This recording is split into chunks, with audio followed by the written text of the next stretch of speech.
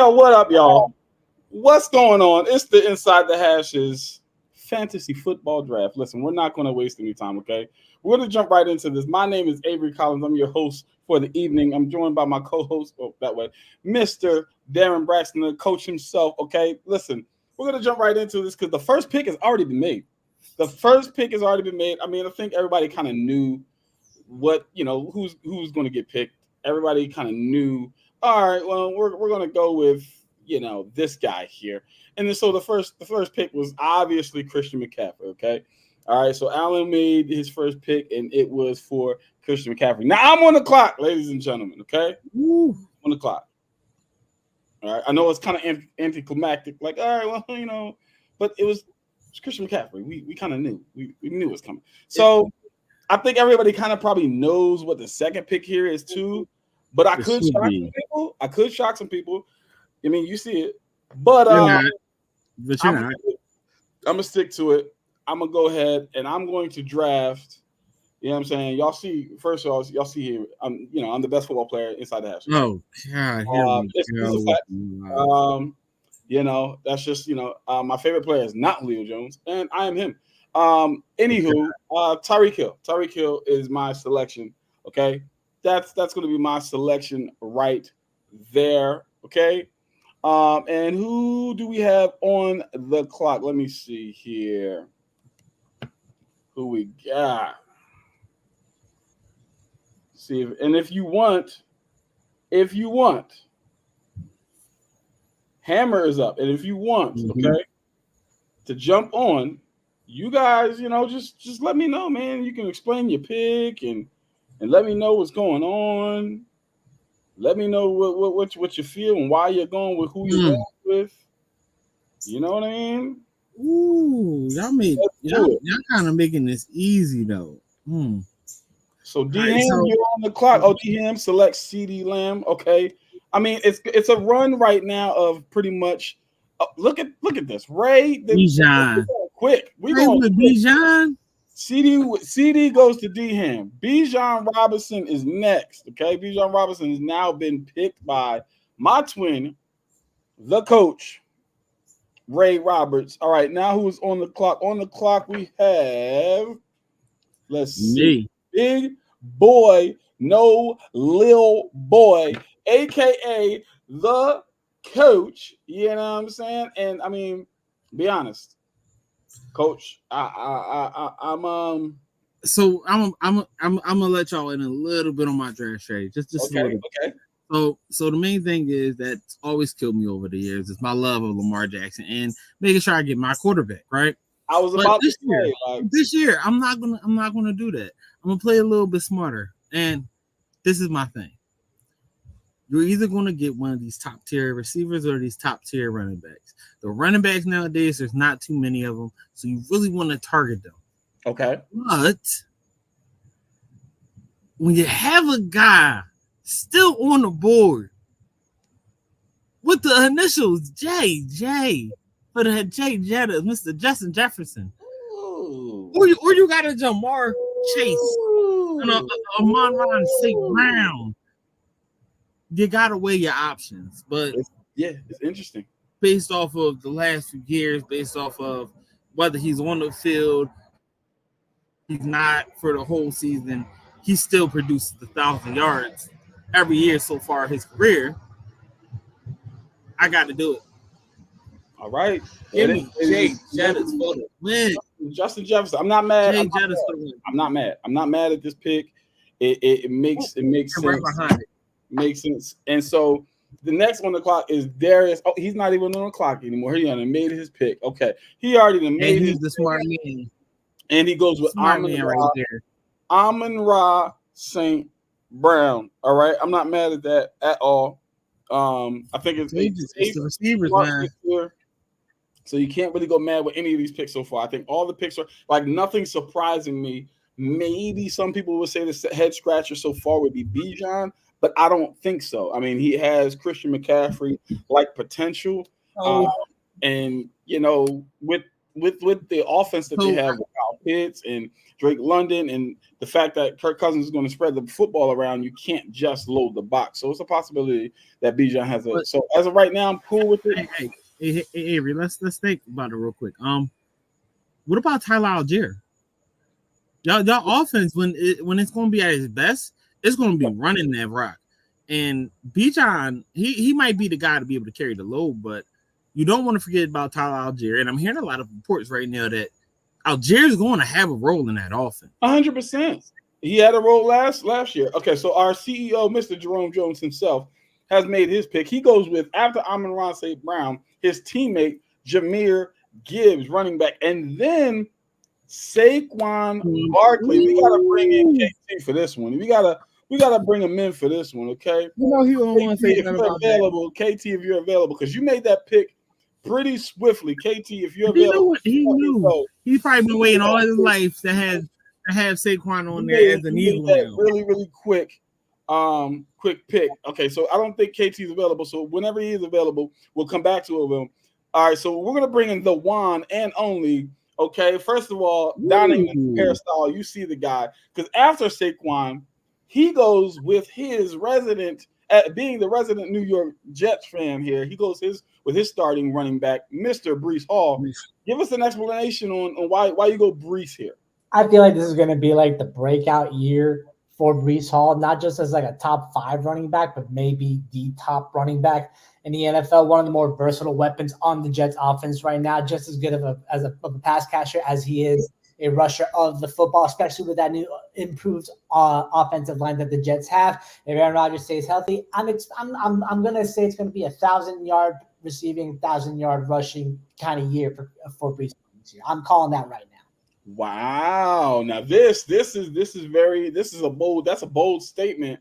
Aaron Rodgers, is he going to check the ball down a lot, or is he going to try to sling the rock around to, put the points up? But I like it. I do like the 1,000 yards. I think that he's way better runner than most people give him credit for. So I'm not mad at it. Coach, what are your thoughts? Again, Breece Hall there. So Breece Hall has the potential to be a 1,000 guy, but at least for this year, I don't know. I think Aaron Rodgers, particularly in the beginning of the year, he's going to try to air it out. He's going to try to show people that he still has that type of arm. He's not going to really try to check it down as much. I know later on in the year, you'll start to see that picking up of the production. I really like Breece Hall for honestly around about 500 to about 700 receiving yards, about 1,200 to 1,300 yards, rushing. So still about that 2,000 mark, but the 1,000, I'm not too sure. But it's going to be a great pick for you. Tell you now, that he may have to check it down a lot this year, depending on how the offensive line plays, because the offensive line last year was abysmal. Juan, we thank you for jumping on. If you want to stay on, actually, I mean, you're up in 2 picks, and it doesn't seem like too many people are available at the moment. So if you want to stay on, all right, cool. Well, I just want to jump in. After Breece Hall, we went Jamar Chase, great pick, Jonathan Taylor, AJ Brown to end the first round. On the swing around, we got Garrett Wilson, and then right after Garrett, we got Puka Nacua. All right, so Sam is on the clock. Sam already has Jamar Chase. What is he going to do when his swing around? He's getting a pretty good position here, right? I think like not the tail end of the draft where you got the back-to-back picks, but because of where he's located in the draft, it's like you can really build a solid team of a number 1 wide receiver, a number 1 running back, a number 1 tight end. Like it can be just a really solid team if your draft strategy is essentially not thrown off by somebody going crazy and drafting a kicker. So Sam goes Devon Achane there. That's a little bit of an iffy one there. I'm not too mad about it. I mean, Mostert did get his contract, right? So the assumption he's going to start. However, Mostert does have an injury history, and they have a 2-back system. And Achane proved that he can catch the rock, he can run the rock, he's shifty, he's fast. They're going to play fast on offense, so it'll be interesting to see. I'm not mad at the pick, and he did need a running back. So I mean, there's out there that I might have gone with, but Juan, you're on the clock now. It's your second pick, okay? Second round pick number 4. Juan, talk to us, man. What we doing? So earlier today, we were talking about a certain quarterback situation that I was a little bit hesitant on because like I wanted the rookie to start over the vet. I'm talking Michael Penix over Kirk Cousins just because I don't know if Kirk Cousins can fully come back from that Achilles tear. But regardless of who's under center, I'm expecting this young man to have a great year this year. I'm taking Drake London. Ooh. This is a really, really solid pick. I mean, I think it's one of the most underrated picks. I think Drake London has the potential to be a top 10 receiver stat wise this year. I mean, obviously, Kirk Cousins he's Kirk Cousins. He's going to throw the football around. He's going to be efficient. He's going to be all the things. Winning aside, Kirk is going to Kirk, right? Whether he wins, that's up in the air. But Kirk is going to Kirk, and so I love this pick here because I think Drake is definitely going to, he's definitely going to do some things in this offense. We've seen, obviously, it's basically the Rams offense or Rams coaching staff coming over. We saw what Puka Nacua did. Obviously, Cooper Kupp. And we know what Kirk Cousins did with Justin Jefferson and Stephon Diggs and Adam Thielen. Like he knows, and T.J. Hawkinson. So it'll be interesting to see. Then KT, Chris Thomas drafts Maserati Marvin Harrison, a rookie, ladies and gentlemen. That receiver goes to Chris, and then followed by that, Stephon Diggs to the one and only CEO, Mr. Jerome Jones. He goes with Stephon Diggs. Darius goes Josh Jacobs from Green Bay. So he's got Amon-Ra and Josh Jacobs. Now, Coach, you're on the clock. Talk to us. Juan, thank you for joining in. We'll bring you back around for your other pick if you're available. All right, so I want to think about it like this. You got a lot of young guys, particularly receivers, that's going early. You got Puka on the swing around. You got Drake London. You got Marvin Harrison. These three guys are either second, third, and first-year players as number ones on their teams, honestly. And for me, surprisingly enough, I figured Puka was going to go a little bit later. He's going pretty heavy. But the sad part is you guys know me so well. And this still sticks to my new plan. I got to get a Raven. And if I got to get a Raven, I need that number one running back. And what the Ravens do best is run the rock, and I'm going to go ahead and take them. I got them. I got it. I'm sick of having the memes hit with me. No. Now, come. You go ahead and do this to others for me. Okay. Get King Henry out there, man. Not mad Get at it. King Henry out there. Not mad That's at it. all I needed. Not mad at it. All right, so right after you, Coach Ray goes with Devontae Adams. So we got so he's got Bijan and Devontae, and then followed by Devontae, we got Travis Etienne. All right, I'm on the clock. I could throw the draft off right now if I wanted to, but I'm not going to do that. Here's what I'm going to do. I'm going to just make a safe pick. Okay, this is the safe pick. You got two wide receivers on the outside that are phenomenal wide receivers, and because they're phenomenal wide receivers, you cannot stack the box. And because you can't stack the box, now that's funny. And because you can't stack the box on this team, that means that this guy is probably going to get some good yards. And he was good last year, barring injuries and whatnot. So I'll go with Kyron Williams. Solid running back, solid safe pick. You know what I'm saying? We're going to rock out with him. My brother. What? My brother. What the problem is? Yeah, I love you. I love you, and I need you to understand. What the problem is? You messed up, my guy. Why I mess up? I don't know any number one running backs that's being labeled and named the starting punt returners for their teams. Listen, man. I don't know that many running backs that's getting touches taken away by rookies coming in and taking over that load. Listen, man. I believe in what he did last year.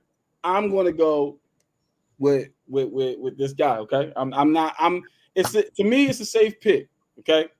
To me, it's a safe pick. Listen, say what you want. Say what you want. Say what you want. But until the games are played, the game's got to be played. You know what I'm saying? Hey, so listen, I'm going with him. I'm looking forward to seeing. And the quarterback was taken. Alrighty, Patrick Mahomes Mhm. is taken off the clock right after Kyron Williams. Yeah, Then you we know got he DJ was going. Moore on the swing around. Um, So what are we gonna do? Are we gonna go safe pick again, or are we gonna experiment a little bit this time? Because I think that was your experiment. Let's go a little safer here. this is tough, but I'm not gonna let anybody else get him. So go ahead and give me Travis Kelce. I'm glad you did, because if you didn't, Go ahead. and Go he ahead. fell 2 more spots, that was my pick. There we go. Funny. There you That's go. funny. That's funny. Yeah, I mean, so listen. I mean, say what you want, but we saw what he did last year. You don't go from what he did last year to like not getting touches on offense. There's no way. There's no way. So you got to think though, the injury history. He's had injuries dealing with it I all don't last care. year. I do not care. And then he had injuries going into this year. I don't care. So you don't go from he's a what guy he did last year more to not touching the ball the next season. You don't do that. Nope. Listen, I'm not saying he's not going to touch it, but for a second round pick, that might not have been the guy. Maybe Bring him in. Bring him here. We'll take him. Quarterback's going. CJ Stroud off the clock. All right. What do you think about that, Avery? That CJ pick is a little high, maybe. I don't like quarterbacks going this high at all. I don't care who it is. Josh Allen right after. This is we're a in bit round crazy here. We're in round 3 here. This is getting. But again, once somebody throws the draft off, the draft is thrown off, right? Yeah, because it's crazy how this worked out for me. Now you go Lamar Jackson. It's crazy how that worked out for me. Oh God. It's crazy. After that, oh God, wow. This is how you throw the draft off, and this is how things happen. Where somebody like me maybe can draft Malik Neighbors in the next round and be completely fine. I'm okay. The quarterbacks. Yeah.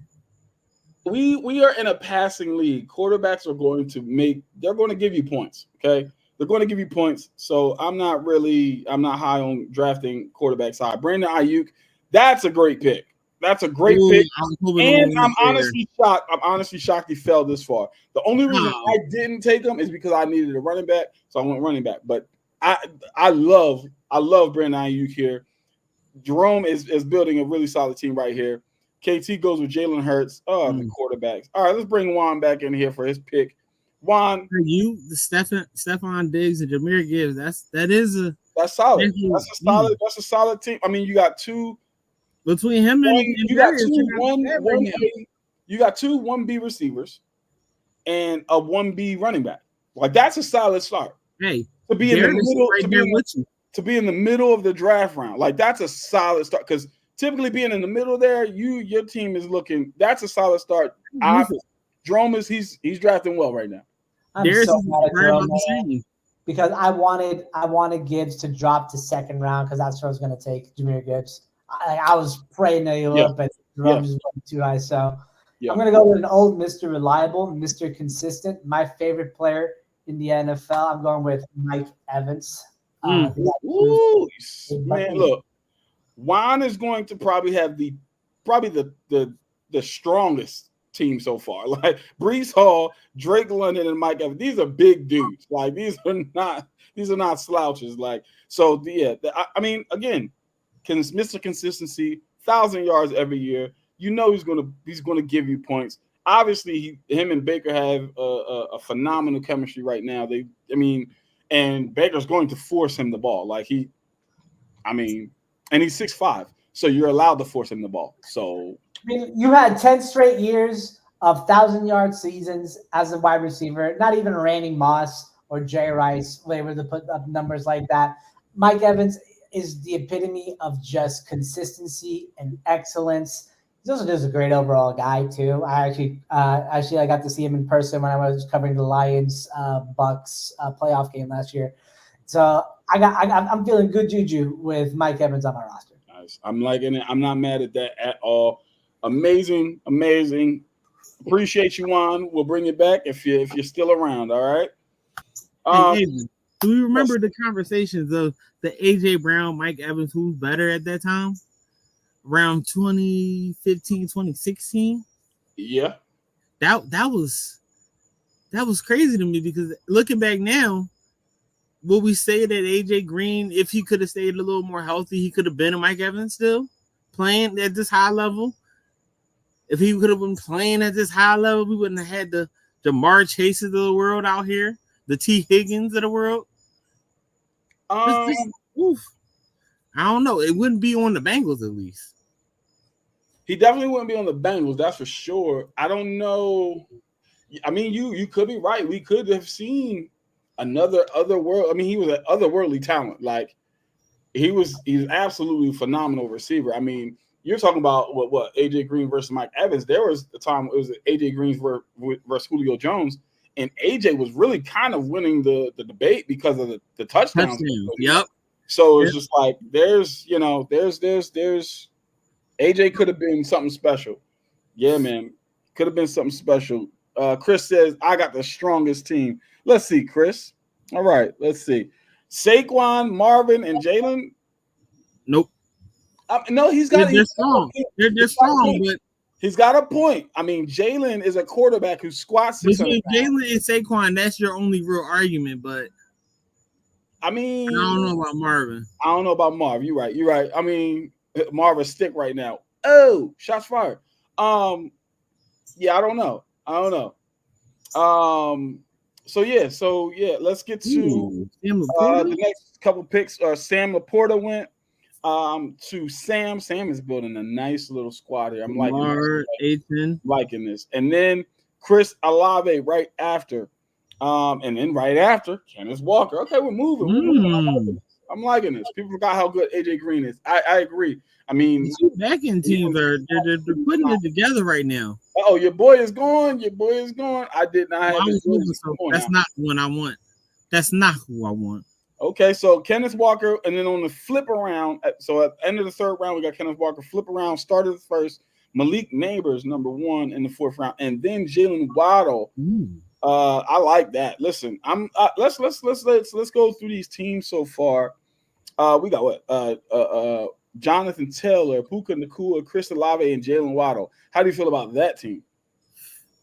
That's a young team. That's an explosive team. And it's a team that can put up a good amount of points on any given Sunday. Yeah. Oh my God. But if we're being honest, I'm loving the come arounds where we had AJ and then we went to Garrett Wilson, 2 number 1s that has their solidified quarterbacks with them. Yeah. And you have Kenneth Walker, who's going to have the rock, especially over there with Mike Martindale, actually, who just came from us. Like my guy, I know what it is. They're going to have a good defense. We're going to run the ball. And then you have 2 good receivers over there in Jackson Smith and Njigba and DK. And if he's still healthy, you better make sure. I'm not going to forget to mention Tyler Lockett. I was about to say, you got them 3. Where besmirch the name of Tyler? Come on, brother. Listen, I love them too. And Sam, I'm gonna need you to chill out, my boy. Devious picks right here, down, my boy. See him over there cooking. Jamar Chase, Devon Achane, Sam Laporta. And now his next pick, Deebo Samuel. Deebo Juan. You are on the clock. Oh, Deebo gone. All right, talk to us. What's your strategy here, Juan? I mean, we're in round number 4. You've got a starting running back. You've got your starting receivers. Do you go back running back? Do you go tight end, quarterback? Nah, he go Caleb Williams here. You're funny. I'm going to go George Kittle. Ooh. George Kittle, he goes tight end. I'm not mad at that. Just let it be. Keeping with the same tune in terms of strength. George Kittle has just tremendous strength on one-on-one balls down the middle. Great. You're a perfect tight end outside of Travis Kelce. And even though blocks don't count for much, it counts for me in my book. Well, you said you're a perfect tight end outside of Travis Kelce. I think he's a more perfect tight end than Travis Kelce because he's a better blocker. I think Travis Kelce is a better receiving tight end. So I would, if I was going to go for a holistic tight end, give me George Kittle over, Travis Kelce. But if I'm going for what we have in this day and age of tight end and the way the game is played, give me Travis Kelce over George Kittle. I just wish that pancake blocks counted for points in fantasy because I feel you. George Kittle would be surpassing everybody right now. I'm I sorry, like but it. for me personally, if I'm building the team right now today, I'm taking George Kittle over Travis Kelce. The all-around ability exceeds right now for me what Travis Kelce can do as just a receiver. The It, argument is it, that it, it also it Ability. also makes you question like how good Travis would be without Patrick. I'm not saying that he wouldn't be nice. I'm just saying I mean, we saw how nice he was with Alex Smith. He was still pretty nice. he was still good. I mean, he was well, I well, he think wasn't. he He I think wasn't he Travis goes from Kelce. a Hall of Fame tight end to a perennial Pro Bowl tight end.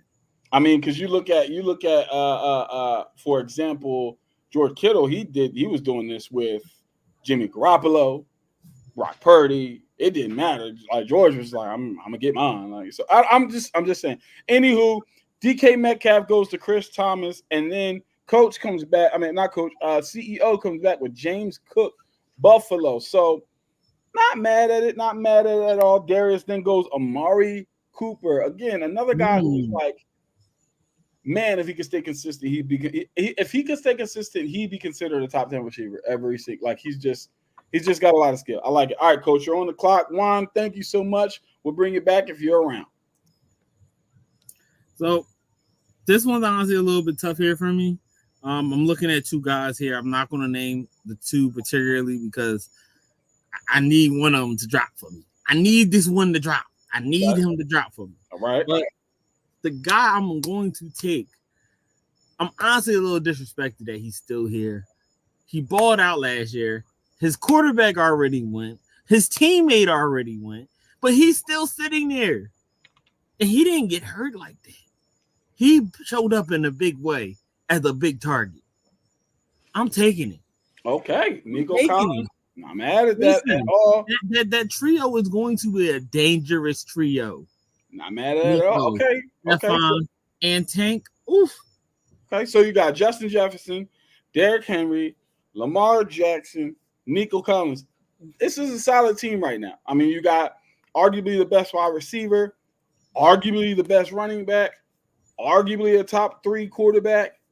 And then, I mean, the jury's still out on Nico, but he could end up being considered a top 10 guy by the end of the year. I mean, after the year he had last year, if he duplicates it, I mean, the conversation is going to start at least.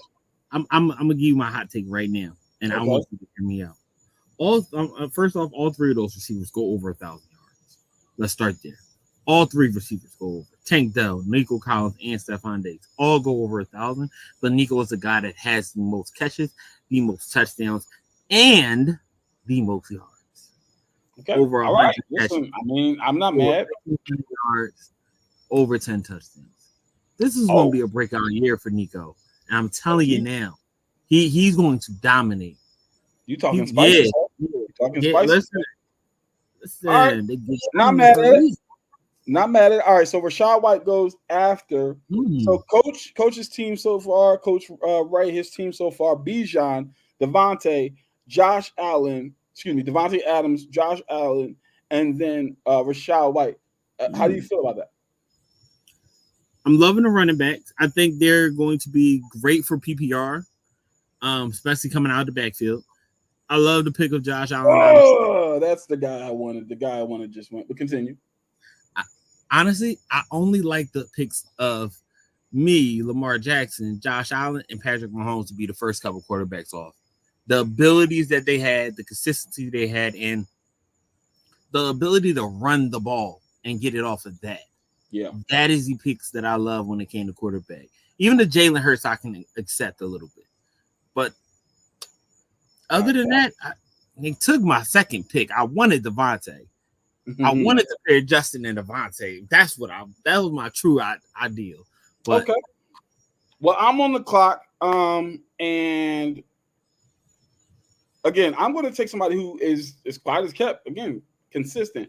Outside of injury, when the guy is not hurt or anything like that, just consistent. And he comes from an offense. He comes from an offense that was pass heavy, yet he still ate. He's going to an offense now on a new team that's pass heavy. I'm expecting him to still eat. So I'm going to go ahead and draft Mr. Joe Mixon as my second running back here. And I actually like that pick. I'm okay with this pick. And then right after, Alvin Kamara goes. But I mean, I was torn between Kamara and Mixon, but I'm not a Saints believer. Because their offensive line is a little shaky to me. And then number two, the quarterback situation just has me like Iffy. and none of the receivers outside of Chris Olave, and even Chris Olave hasn't shown enough consistency that tells me I need to I can't have 8 in the box. Like I'm gonna have 8 in the box against the Saints. That's just me. All right, so Ooh. Alvin Kamara and then Devontae Smith right behind. So Allen's team so far: Christian McCaffrey, Patrick Mahomes, DJ Moore, Alvin Kamara, Devontae Smith. This is a solid team. This is a really good team right here. I mean, DJ Moore, the number one receiver in Chicago, theoretically, right, on paper, might be Keenan Allen. Who knows? But I think it's still going to be DJ Moore. Alvin Kamara, obviously, the number one running back. Christian McCaffrey, Patrick Mahomes. Devontae Smith, I mean, some people argue he's the better receiver of the two between him and A.J. Brown. I mean, that's a good problem to have. That's a good discussion to have. If you gave me this list right here for 2 years ago, even last year, I would take it and run with it all day long. Because those are consistent points at every level. Well, I'm back on the clock here. And I only have one so far, so I'm going to take another. And I'm torn between two guys. But I'm going to go with this guy. And the reason I'm going to go with this guy is just because if his quarterback can stay healthy, I think they're going to build a nice little chemistry this year. So I'm going to go ahead and draft Michael Pittman from Indianapolis. I think if Anthony Richardson can stay healthy, I think he'll be his number one target. I think there'll be some chemistry there. I think he can put up some solid numbers this year, even though every year he typically does pretty well. Again, not Mike. He's like and I hate to use this phrase, but great value Mike Evans. I was going to say he's a poor man's Mike Evans, you know. Okay, he's a great value Mike Evans, and there's nothing wrong with that. Mike Evans is the guy that's consistent 1,000 yards. You know how hard it is to get 1,000 yards in that league? Mm-hmm. He gets 700 yards, 800 yards consistently. Knowing you're the number one guy, even that's a testament to how good he is. So. Yeah. Michael Pittman, definitely a solid guy, definitely a solid receiver. And we have. Oh, I was hoping he would fall. Oh, God. I was hoping he would fall. That's fine. Aaron Jones is off the clock, ladies and gentlemen. I thought people were sleeping on Aaron Jones because he is no longer a Green Bay Packer. But he goes, coach. That was the guy that I was torn between. Zay Pittman and Zay Flowers. Zay Flowers goes. You should have said Zay. I wouldn't have been mad at that. The reason I didn't go with Zay. This is the reason I didn't go with Zay. No, yes, he's going to he gets all the targets, right? Like he gets all the targets. But I'm assuming that the targets are going to go down this year because they brought in Derrick Henry. Like they're going to run the football. But then again, they also lost Odell. So I'm like, they lost Odell. Isaiah likely is produced a little bit more, but since Odell is gone, we don't know about the second receiver. We don't know about our third receiver. We do know two people that's getting the ball. Yeah, Mark Andrews. They're gonna. Okay. Mark Andrews, I like it. And then Dalton Kincaid goes right after Mark Andrews. The one I wanted to drop right there. That's the one I wanted to drop right there. Yes. Okay. Mark Andrews, and I actually like you getting Mark Andrews because you get the quarterback tight end combo there. I like that. But you're ravened out right now with the running back. But you have to understand. Hey, listen. This is my assumption with it. If I have one of the top 3 tight ends in the league, I have one of the arguably top 5 running backs in the league, and arguably again one of the top 3 quarterbacks in the league. They just happen to play for the same team. I get. Listen, I'm not mad at it.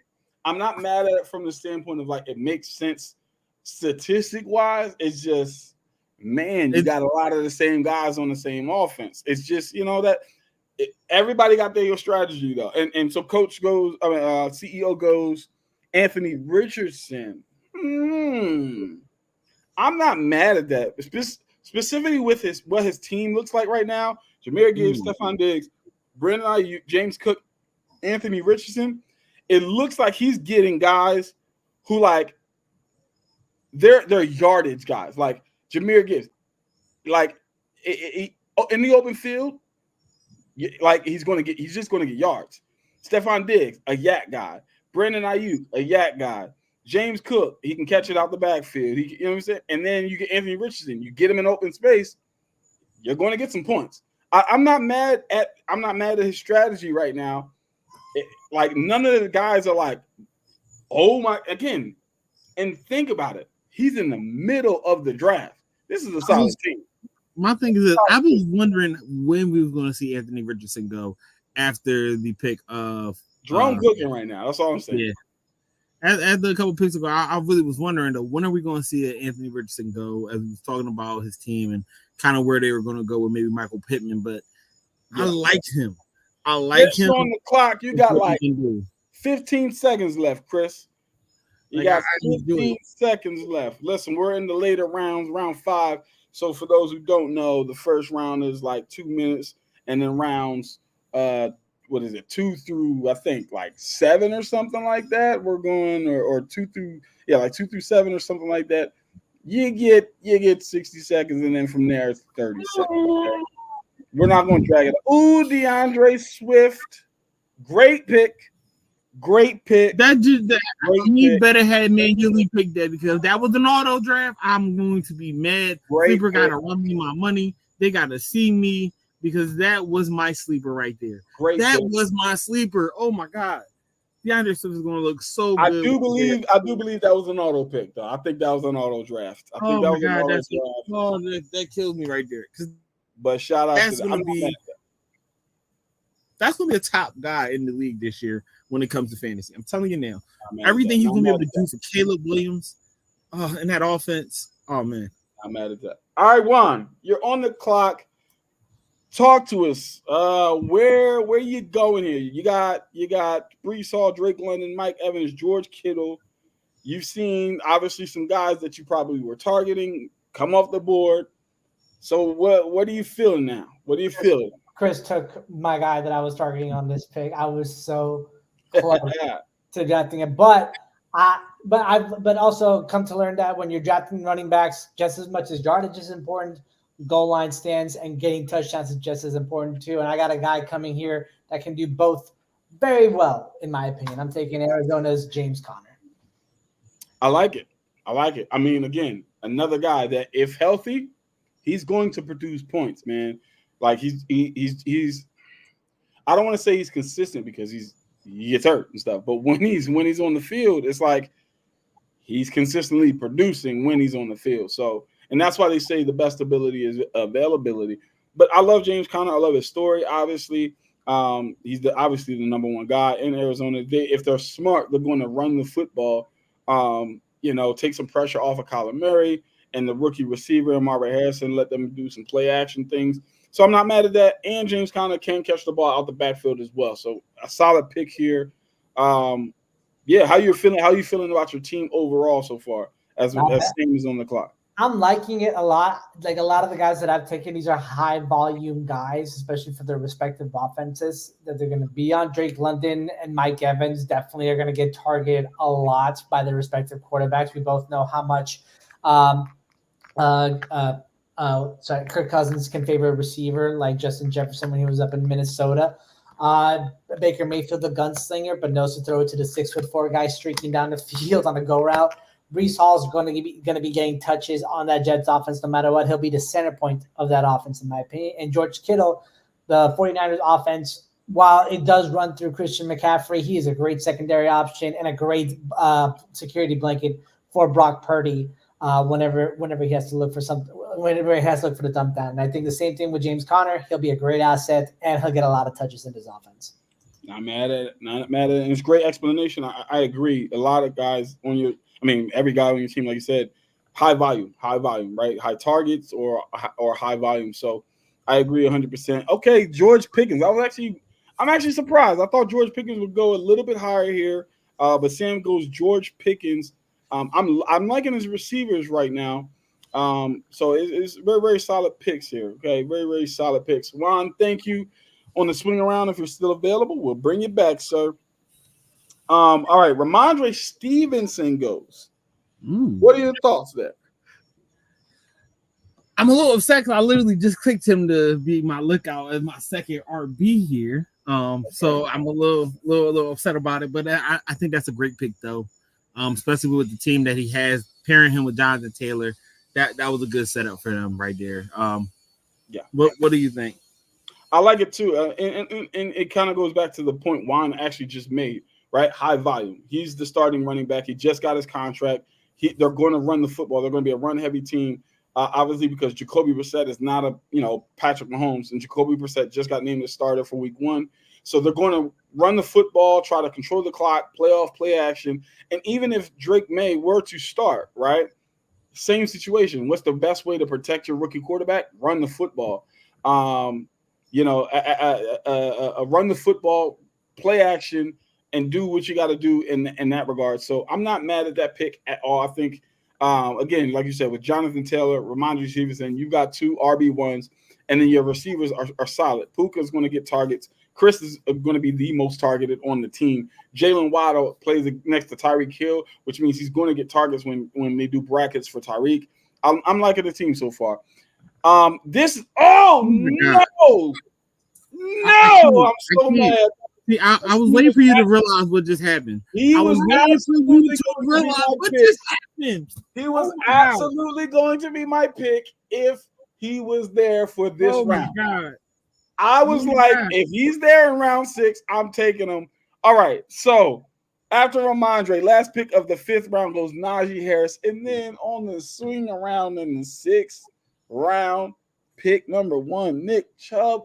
And that broke my heart, ladies and gentlemen. Midway through the season, he might have the scariest team. He might have the scariest team by midway through this season. If he can have it, AJ Brown, Garrett Wilson, Malik Neighbors as your starting 3 receivers, Najee Harris, Kenneth Walker, and Nick Chubb in that flex spot. Boy, oh boy. Playboy, you cooking fire right now.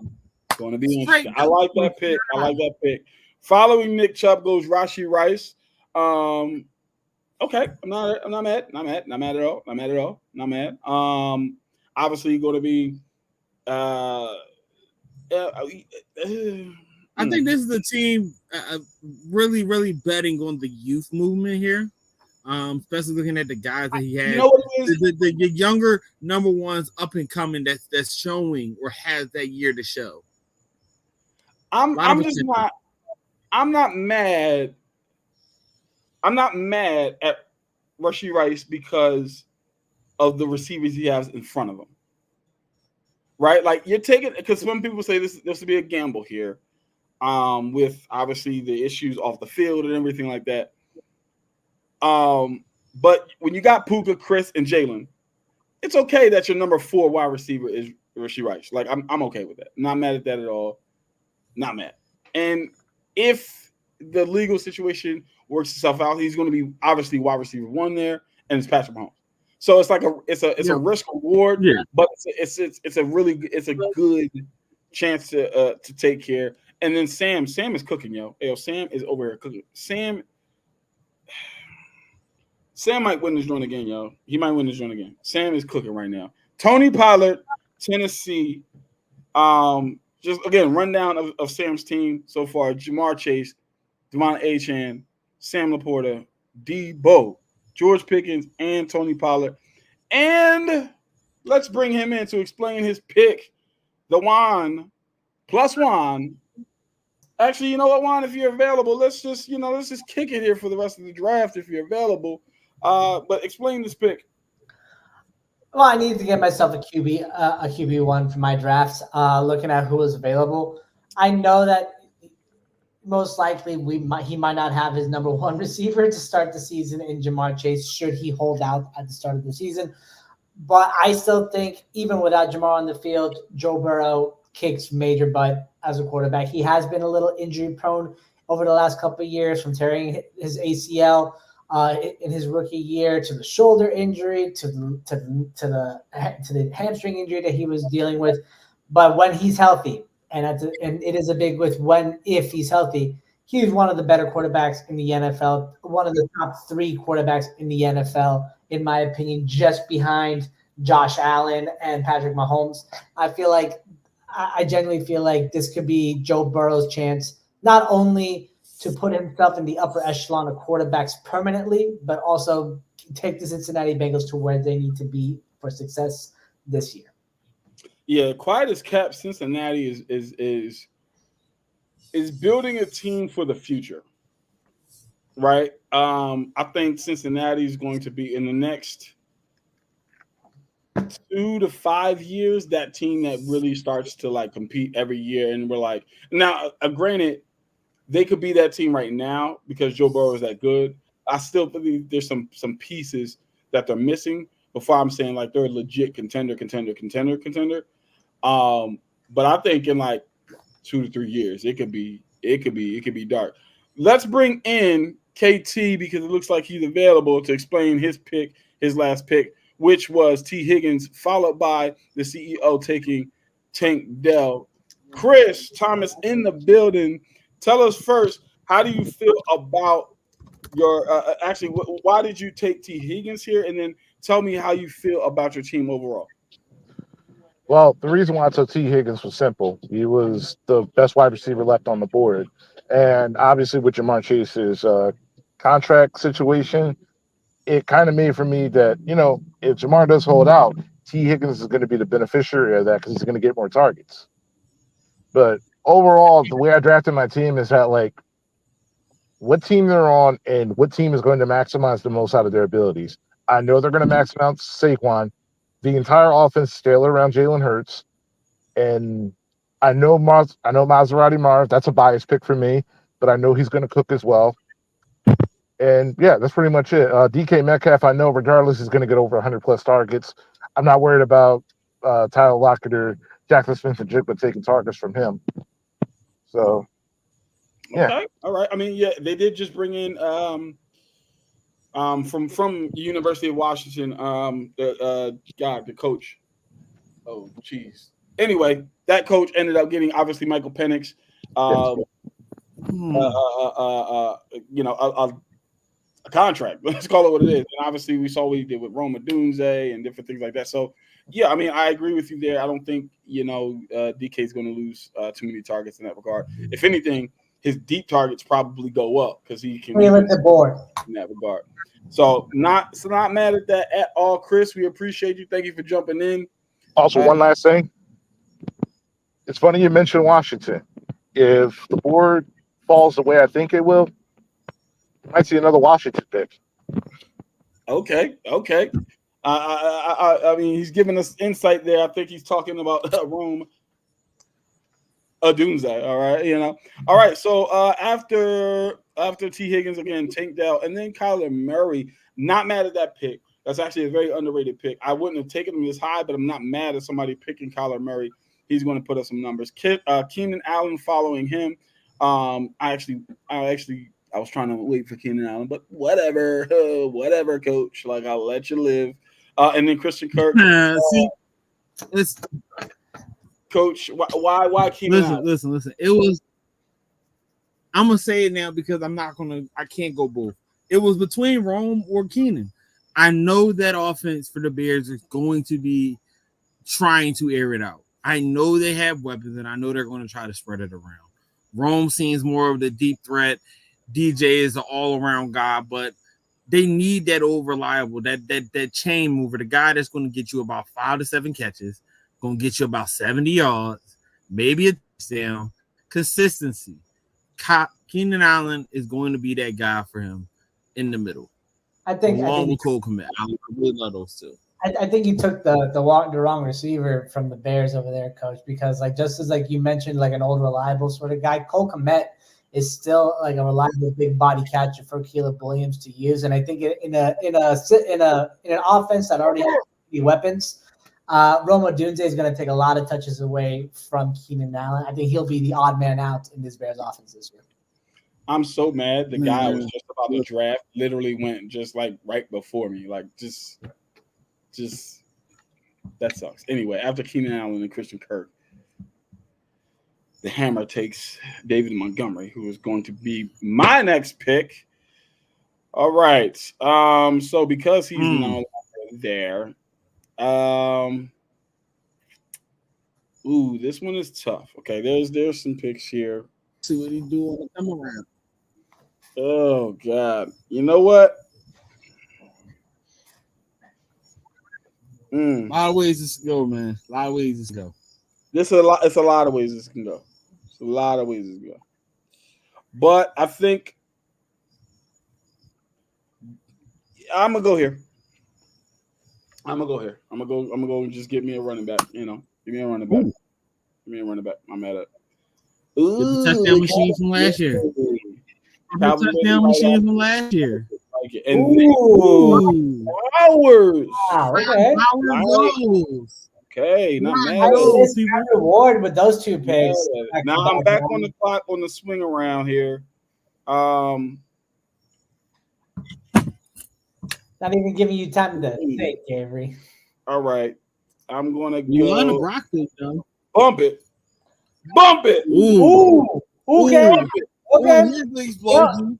And that pick pick could actually pay off really well in the long run, considering if something happens with Rashid Rice in terms of discipline from the NFL. Xavier Worthy has been shooting up a lot of the draft boards, and during the preseason game against the Lions, he looked phenomenal. Absolutely phenomenal. Hint, wink, wink. Hollywood Brown has been hurt off and on all preseason long. Yeah. Tyreek Hill 2.0, baby. Tyreek Hill 2.0. And it's not like Juju's going to be taking snaps away, man. Like, let's go. Yeah. Let's get to it. You know what I'm saying? Let's get to it. You know what I mean?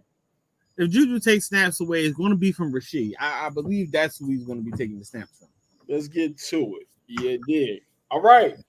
Who is on the clock? The Hammer's back on the clock. All right. Let's see. Let's look at the Hammer's team. We got CeeDee Lamb, Travis Etienne, CJ Stroud, Cooper Kupp, Aaron Jones, David Montgomery. This is quiet as kept, a really, really strong team. I mean, CeeDee Lamb and Cooper Kupp, right? High targets. Like, you're talking about 10 plus targets a game for both guys. Like, they're going to get numbers off that alone. CJ Stroud, I mean, if he can duplicate what he did last year, just duplicate what he did last year in his sophomore season, I mean, that's going to be phenomenal. You're going to be happy. Yeah, you're going to be a happy camper. Travis Etienne, again, if he stays healthy, he's got Christian McCaffrey, Bijan Robinson type potential. He can catch the football. He's great in the screen game. He's shifty. He's got a low center of gravity. He can run the football as well. So I love it. Aaron Jones is a proven running back in the NFL. There's nothing that really need to be said there. David Montgomery. I mean, the questions are obviously, but I think oh my God, Trey McBride. I love it. I swear he was going to be a receiver. Oh, they took Scary Terry. I thought Trey was going to be a sneaky pick for about 2 more rounds from now. Terry, man. Oh, love Trey McBride pick there. I love that. Coach does take Scary Terry right after. That was a guy who I was torn between. It was either Scary Terry or Xavier Worthy.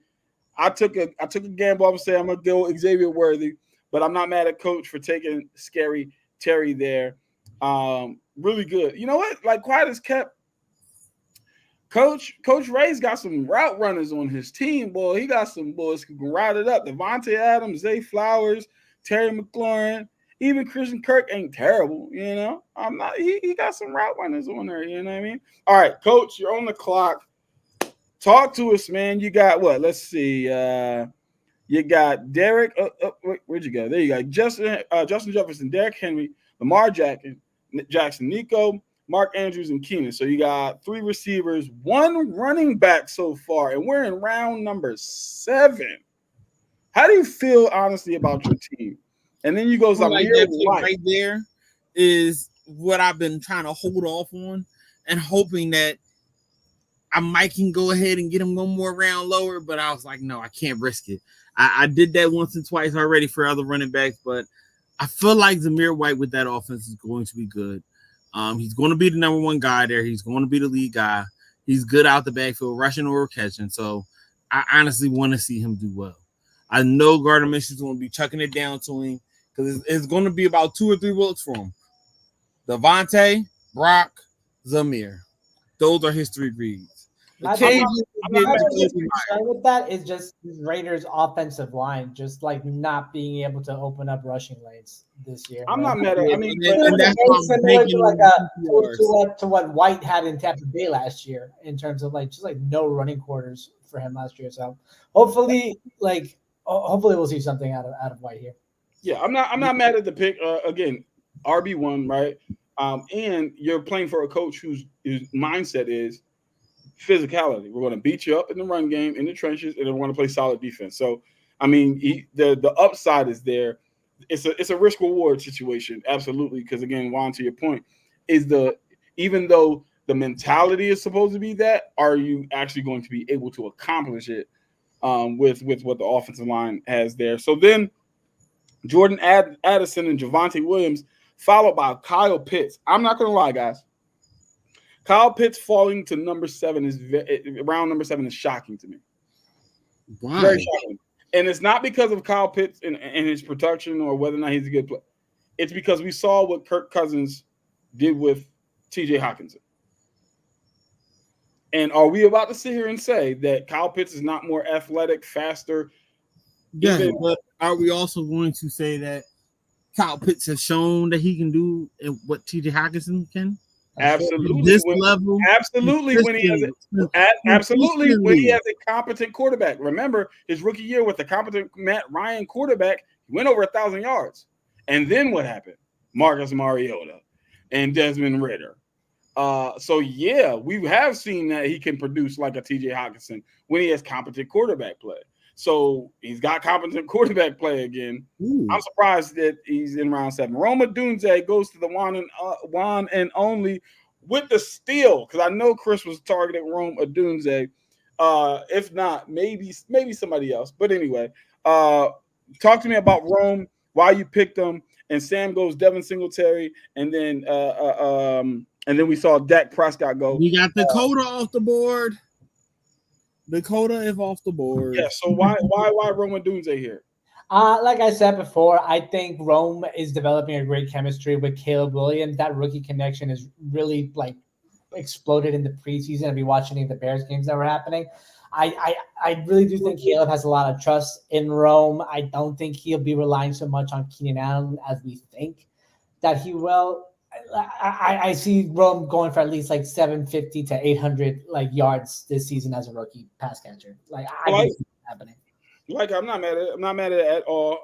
I think again to your point, chemistry is going to matter, right? I think they're going to try to build chemistry early because they're both rookies, right? And if you can build that chemistry now, I mean, it can bode well for the future, the whole 9 yards. Obviously, I think to Coach's point.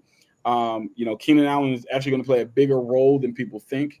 Again, that check down guy. And then you got obviously DJ Moore, who I think is going to be the number 1 guy who's going to lead the team in all receiving statistics. But, it's a possibility that Rome Odunze, like you said, can have a nice solid season. So then Caleb Williams at the bottom of round 7, and then the flip around Jake Ferguson and then Evan Ingram.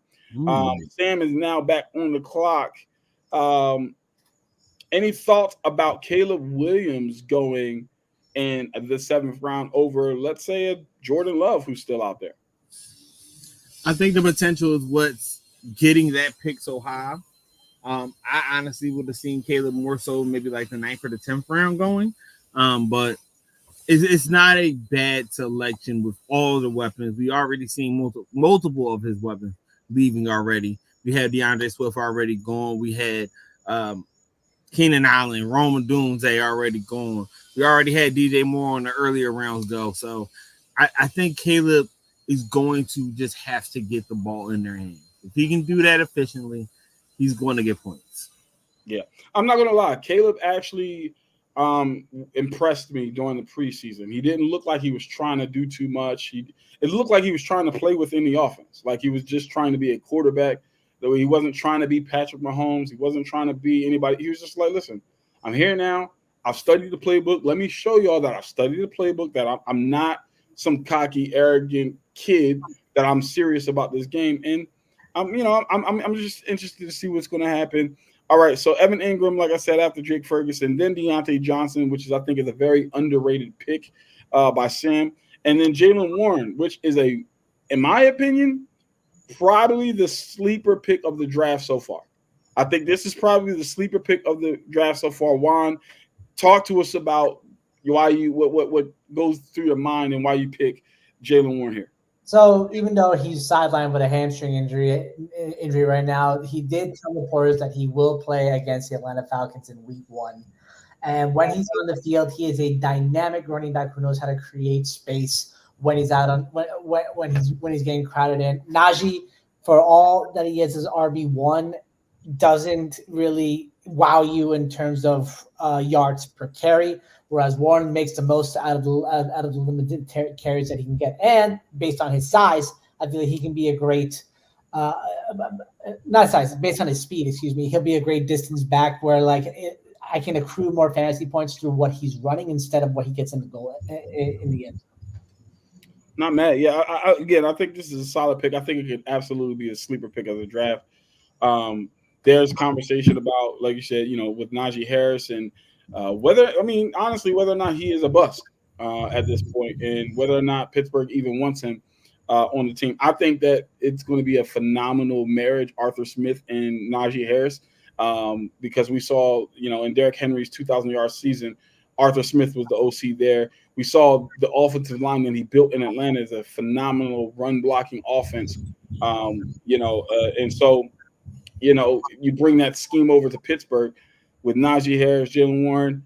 I do think it's going to be a good marriage, but I think if Najee's not producing it the way, that they're expecting him to, I mean, Jalen Warren showed he's got that burst that I think a lot of teams are looking for. So I like this pick. And then after that, Jordan Love goes to Chris Thomas. Jerome Jones, the CEO, goes Dallas Goedert. He's going to kill himself an Eagle, ain't he? And then Austin Eckler goes to Darius. Austin Eckler, very, very underrated pick. I was actually going to pick him in round 9 on the swing around if he was available. He's still Austin Eckler. Yeah. If he wasn't hurt last year, he was balling. He was putting up numbers for me early on. Then he got hurt. He's Austin Eckler. So if Washington can protect and run the football, Austin Eckler is a really good pick there. All right, Coach, talk to us. You're on the clock. Oh, I've been waiting for this one. He's fell down so low for a 28-year-old receiver that's consistently one of the top 2 guys in his own squad. His number 1 guy already went many, many times ago, and he's trying to be as consistent as this guy. He's had a little bit more injury history, but hey, when he's healthy, and he's a dominant guy. Chris Godwin. I like it. I'm not mad at that at all. I'm not mad at that pick at all. I think that's a really, really solid pick there. Like you said, when healthy, consistent, and he's the yak guy on the team, right?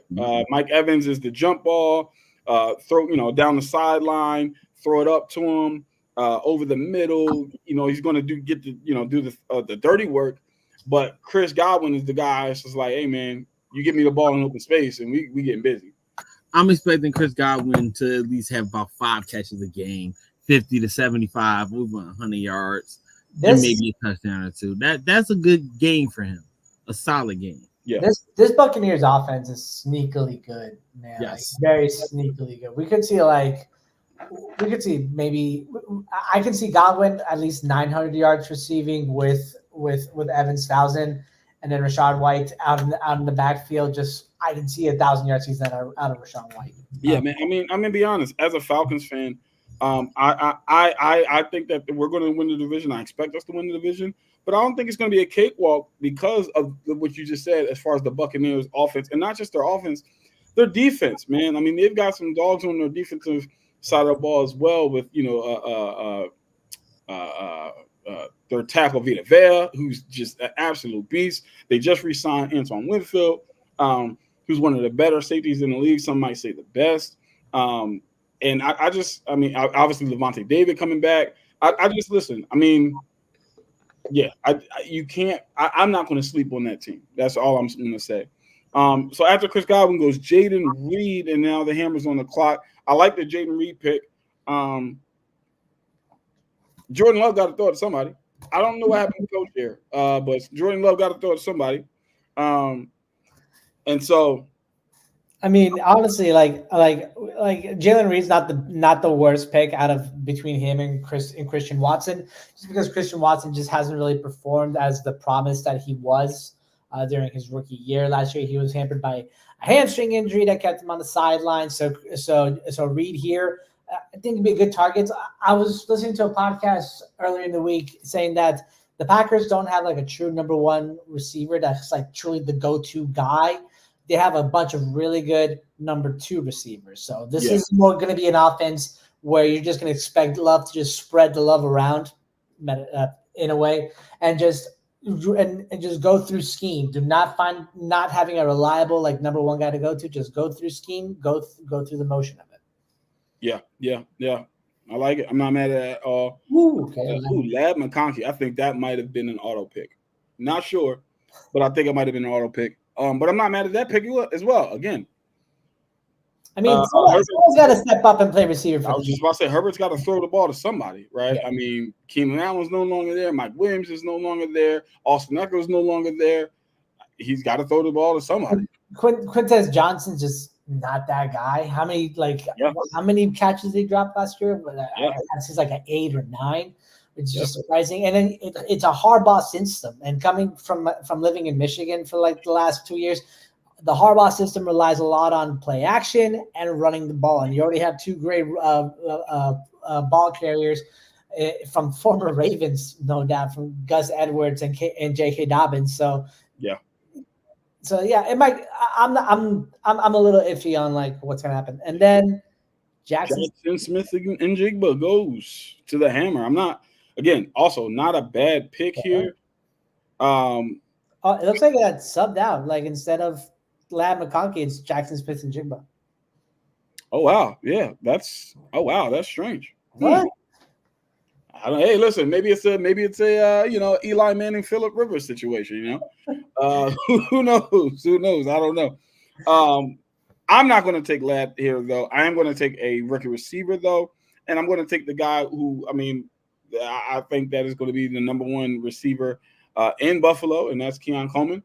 Obviously, Stephon Diggs isn't there anymore. Gabe Davis isn't there anymore. They drafted Keon Coleman to be the number one, so I'm expecting him to be the number one, right? I think he certainly got the personality for it. Yeah, and I think they're going to be much more of a run-heavy team, but I mean, his athleticism, at the very least, I think in the red zone, we're going to see some fades, some jump balls and different things like that. So I'm going to go with Keon Coleman here. And then Tajee Spears goes right after. And then the guy we were just referencing, Christian Watson, on the swing around. So now back on the clock. And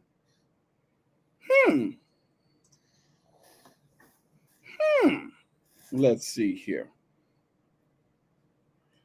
Well, I'm not going to do that because I don't want, the same team, right? Yes, I mean, like based on like what you have so far, I'm not gonna tell you like what you have so far, but I kind of see the direction that you might take with this one, man.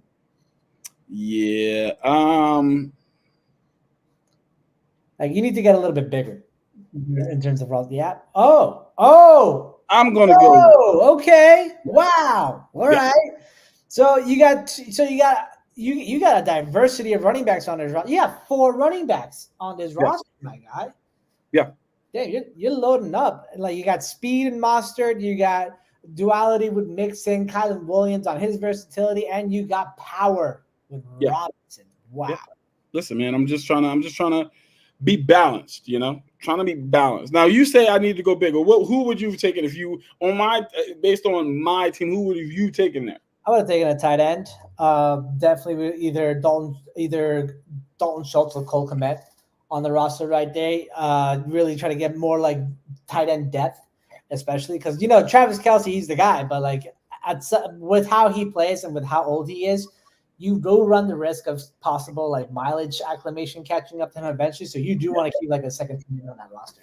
Yeah, I mean, I think I'm looking at it from the standpoint of there are other people. So for again, Lab McConkey just goes right. So I think people are going to start still getting those those questionable second tier, third tier receivers and running backs because they're going to start stockpiling those guys. And I'm thinking that some of these tight ends are still going to be available toward the ends of or toward the latter round. So Dalton Schultz, TJ Hawkinson, who some people are really low on because Kirk isn't there anymore. But I mean, who knows? Like with Sam Darnold running that system and Kevin O'Connell really being a good quarterback whisperer, I can actually see like an uptick in targets for Hawkinson just because he's such a reliable pass catcher in that system. And let's call it what it is. Let's as quiet as kept. One of Aaron Rodgers' favorite targets, who's probably not going to get picked up until like round 14, is Tyler Conklin. You could easily pick up a Tyler Conklin at the end of some later rounds, and he again, I think Aaron Rodgers is not known for throwing to tight ends, but he'll throw it to that guy. So I'm not mad at it. So, Coach, welcome back, Lad McConkey, Zach Moss.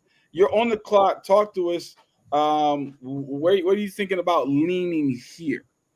All right, so I feel like my team is solid. I feel like this is one of the first years I have a fully solid team from start to finish so far. And I'm going to take an experimental pick here. I'm going to go Blake Corum. Ooh. I'm going to go Blake Corum. I've been stashing that one away for a couple picks now, and I honestly believe he's going to do great in that Rams offense. I think the announcement of Tyron Williams, being the new punt returner, really leads to Blake Corum taking a larger load off of his hands. I don't see him being that pass catcher, particularly out the backfield, but he's going to be able to give you about 50 yards rushing, and because of the way he runs, because of his size, I can see him actually being a goal line back. Somebody a little bit smaller that can get in and out by that big old line, because they have the third biggest old line in the league. And I think they're going to be able to hide him well. He's definitely a reason why Kyron Williams dropped for me in terms of like the draft. No! CEO. Oh no! Oh, he did it. He did it to us all. He did it to us all. All right, Blake Corum. He was in my crosshairs. Then Curtis Samuel, and right after that, the CEO snags the guy. We were all thinking if he's there next time, I'm picking him up, and that's Jameson Williams from Detroit. And then Cortland Sutton right after the Chris Thompson. So now, Juan, you're on the clock. I know you were going Jameson there. So now, obviously, that shifts your focus and your strategy here. What are you thinking? Who are you thinking about picking up? Let us know. You're on the clock, sir. It's cool. Kind of throws my draft strategy off its kilter a little bit. Not gonna lie. Now, I had JMO in my sights. I drafted him in 3 other drafts so far, just because like he has such a great upside in terms of how he's been preparing for his offseason. I've been at training camp, seeing how he's been doing is phenomenal. How he's progressed, not just as a receiver but as a person as well. So, boss, I'm so mad at you right now. I'm so mad at you, Jerome. I'm going to go with a reliable pass catcher for who arguably could be a top 3 quarterback within the next 5 years. I'm taking Dalton Schultz. I like it. Solid pick. Solid, safe pick. Dalton, he produced for Dak, and he was just a safety blanket for him and many times.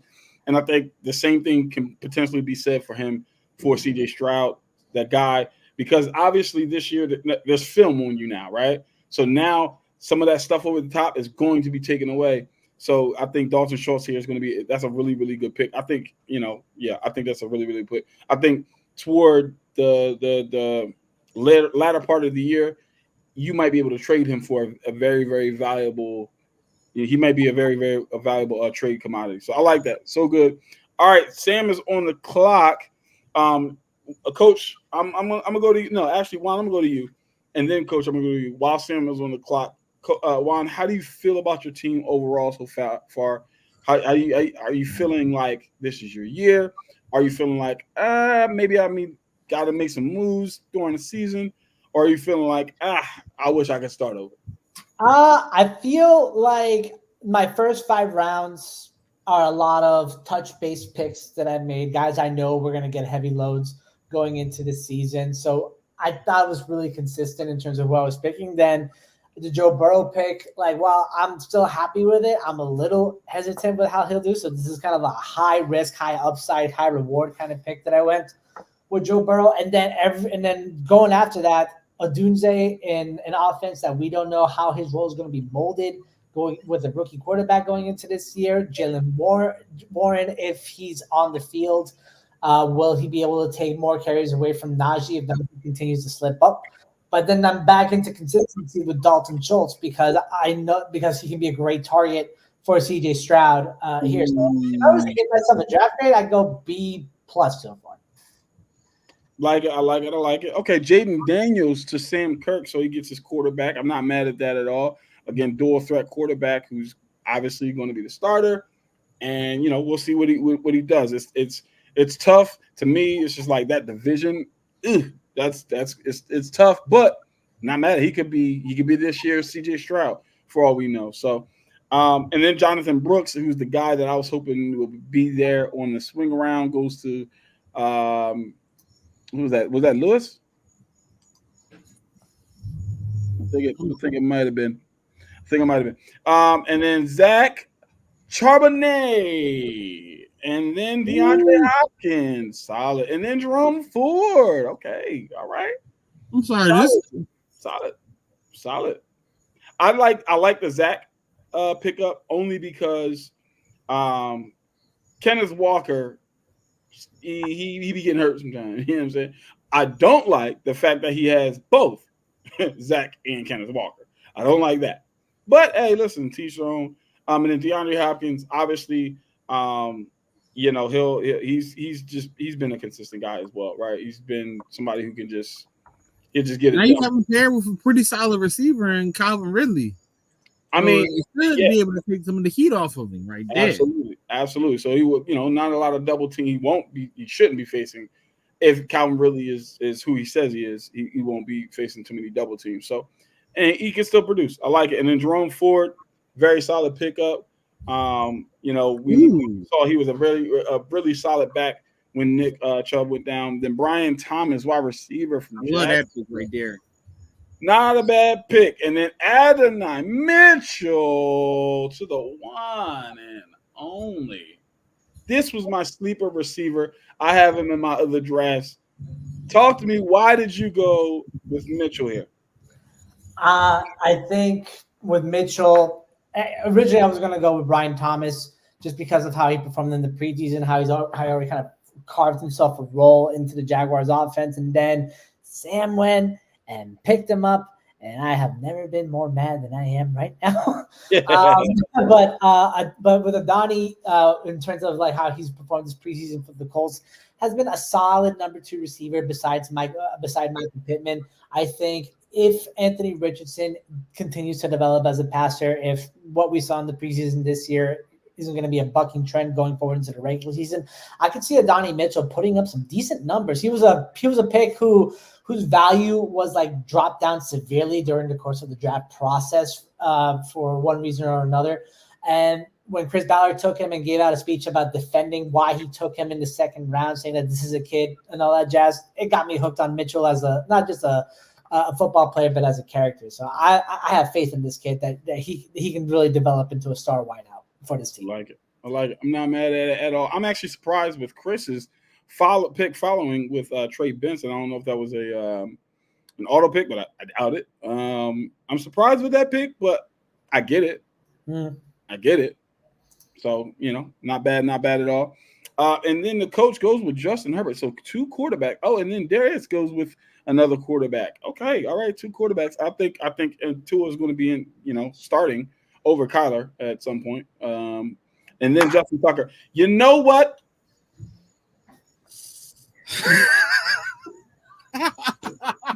You're going to take the Ravens defense next, coach? You might as well see, But hey, listen, if you're going to pick a Raven, right? If you're going to pick a Raven, go with the Raven that has the most points. Go with the Raven that we know is going to score at minimum 2 to 3 times a game. If we don't get in the end zone, we're going to get that field goal. It don't matter if it's from 20, from 30, from 40, even from 50. And who has the MVP, the league leading, the NFL history making kick 66-yarder versus that Lions team? Justin Tucker. Let's just put it out there. There you go. There you see. Juan knows what it is. I'm mad. I'm mad for two reasons. Reason number one, you took a kicker in round number 10. I'm pissed off. Pissed off about that. Reason number two, I was going to take Justin Tucker. Okay, I get Justin Tucker every year, and you know this. Every year I'm mad. So Avery, I gotta get my boy. I'm not mad at it. All right, so after we got 1, 2, 3, 4 Ravens on your roster. You have 4 Ravens on your roster. Listen, and who said I'm done? I mean, listen, he's trying to make up for anyway. Never mind. All right, so then after Justin Tucker, Hollywood Brown, and then Rico Dowdle. Okay, yeah. I mean, I guess I don't like the Dowdle pick, but hey, listen, it's not my team. Yeah. I like the Hollywood pick where it's at. I'm gonna go here because I'm on the clock.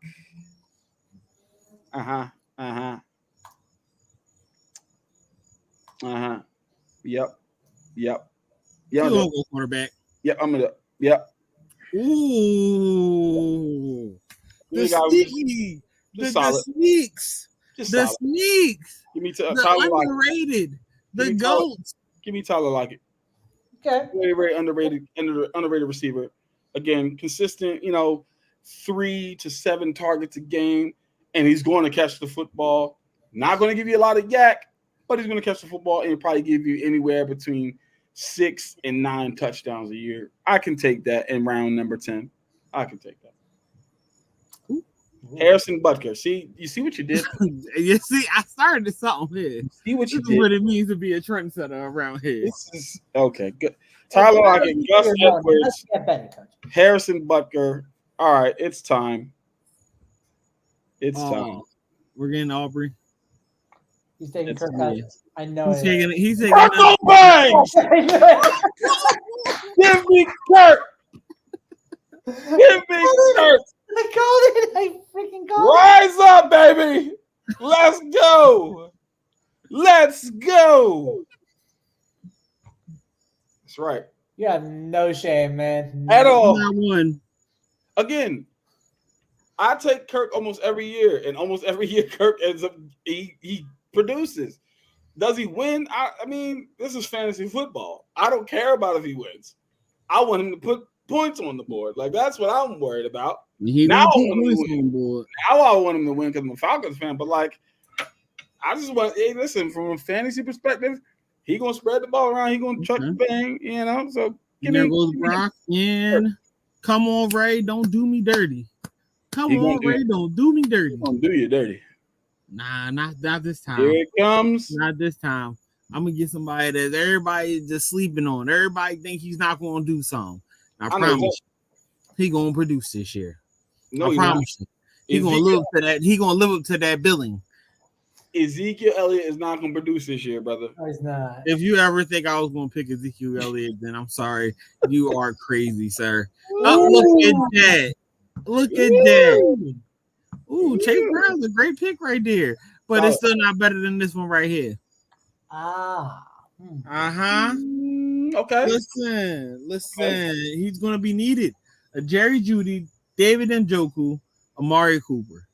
That is a solid trio right there for you to pass to for any quarterback, Deshaun Watson or not.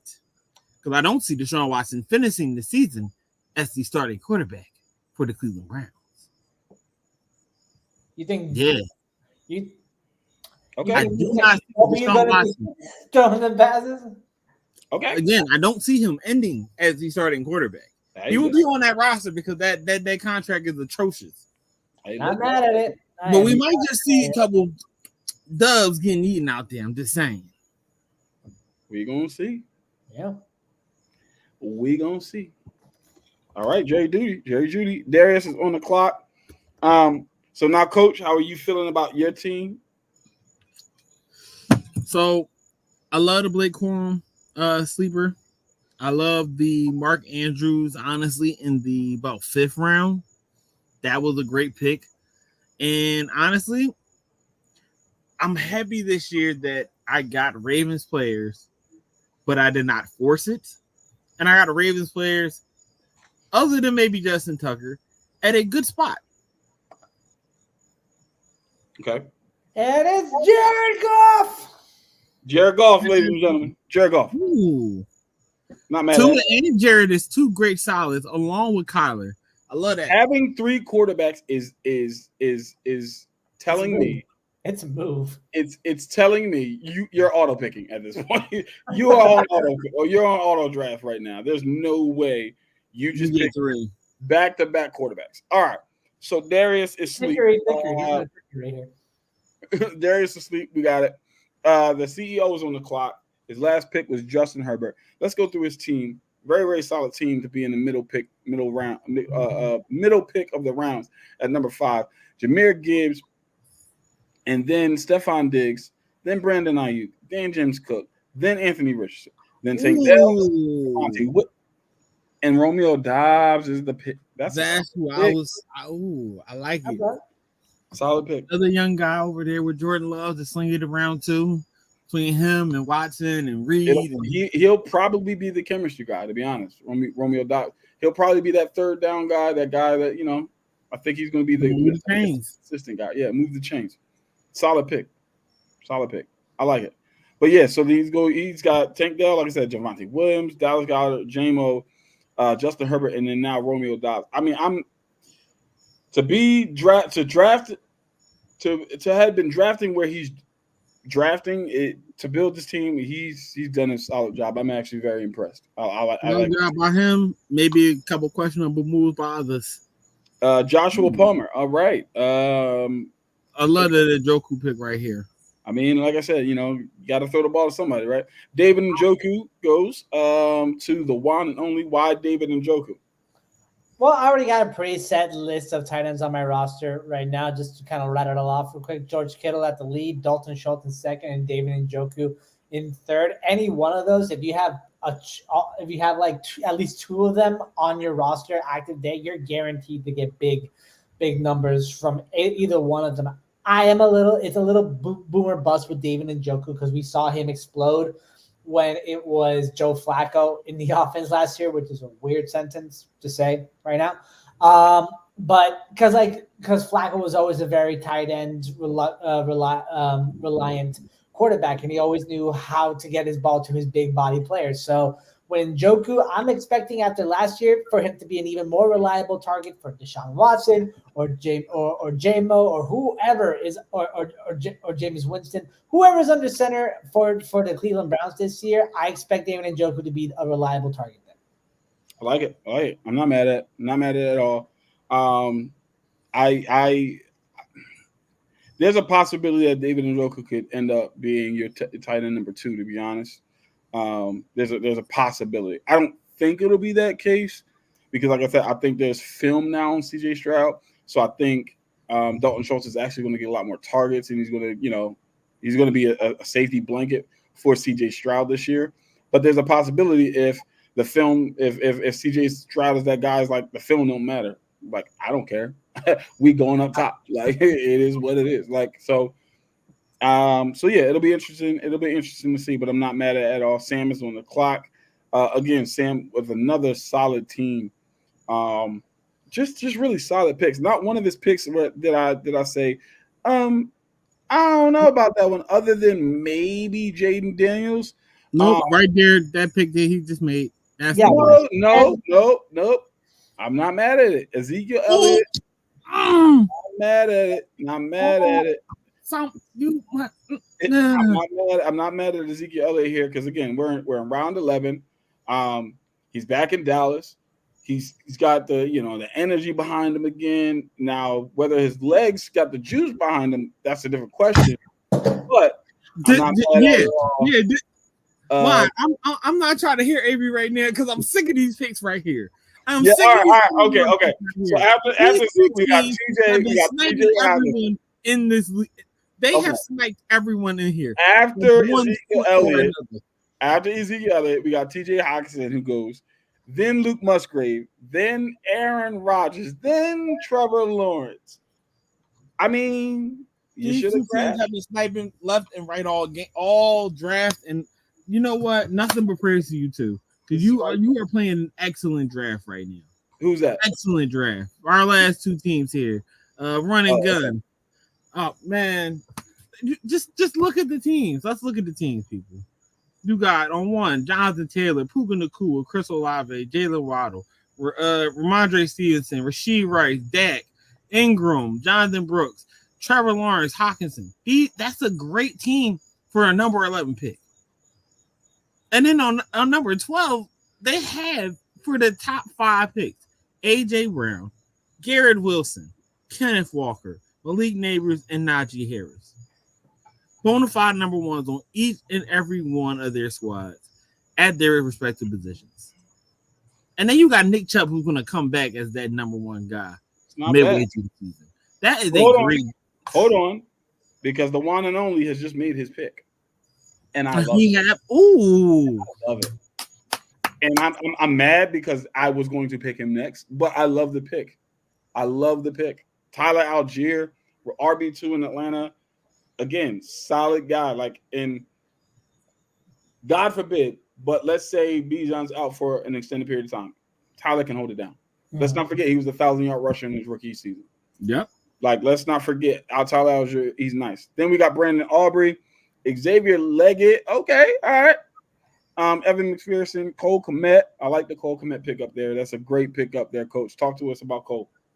So I'm looking at my roster. I'm looking at all the backup tight ends. I was looking at TJ Hawkinson dropping, and I'm like, you know what? Because he has Sam Darnold, I know that's going to scare people away, but it's still TJ. He's still going to produce.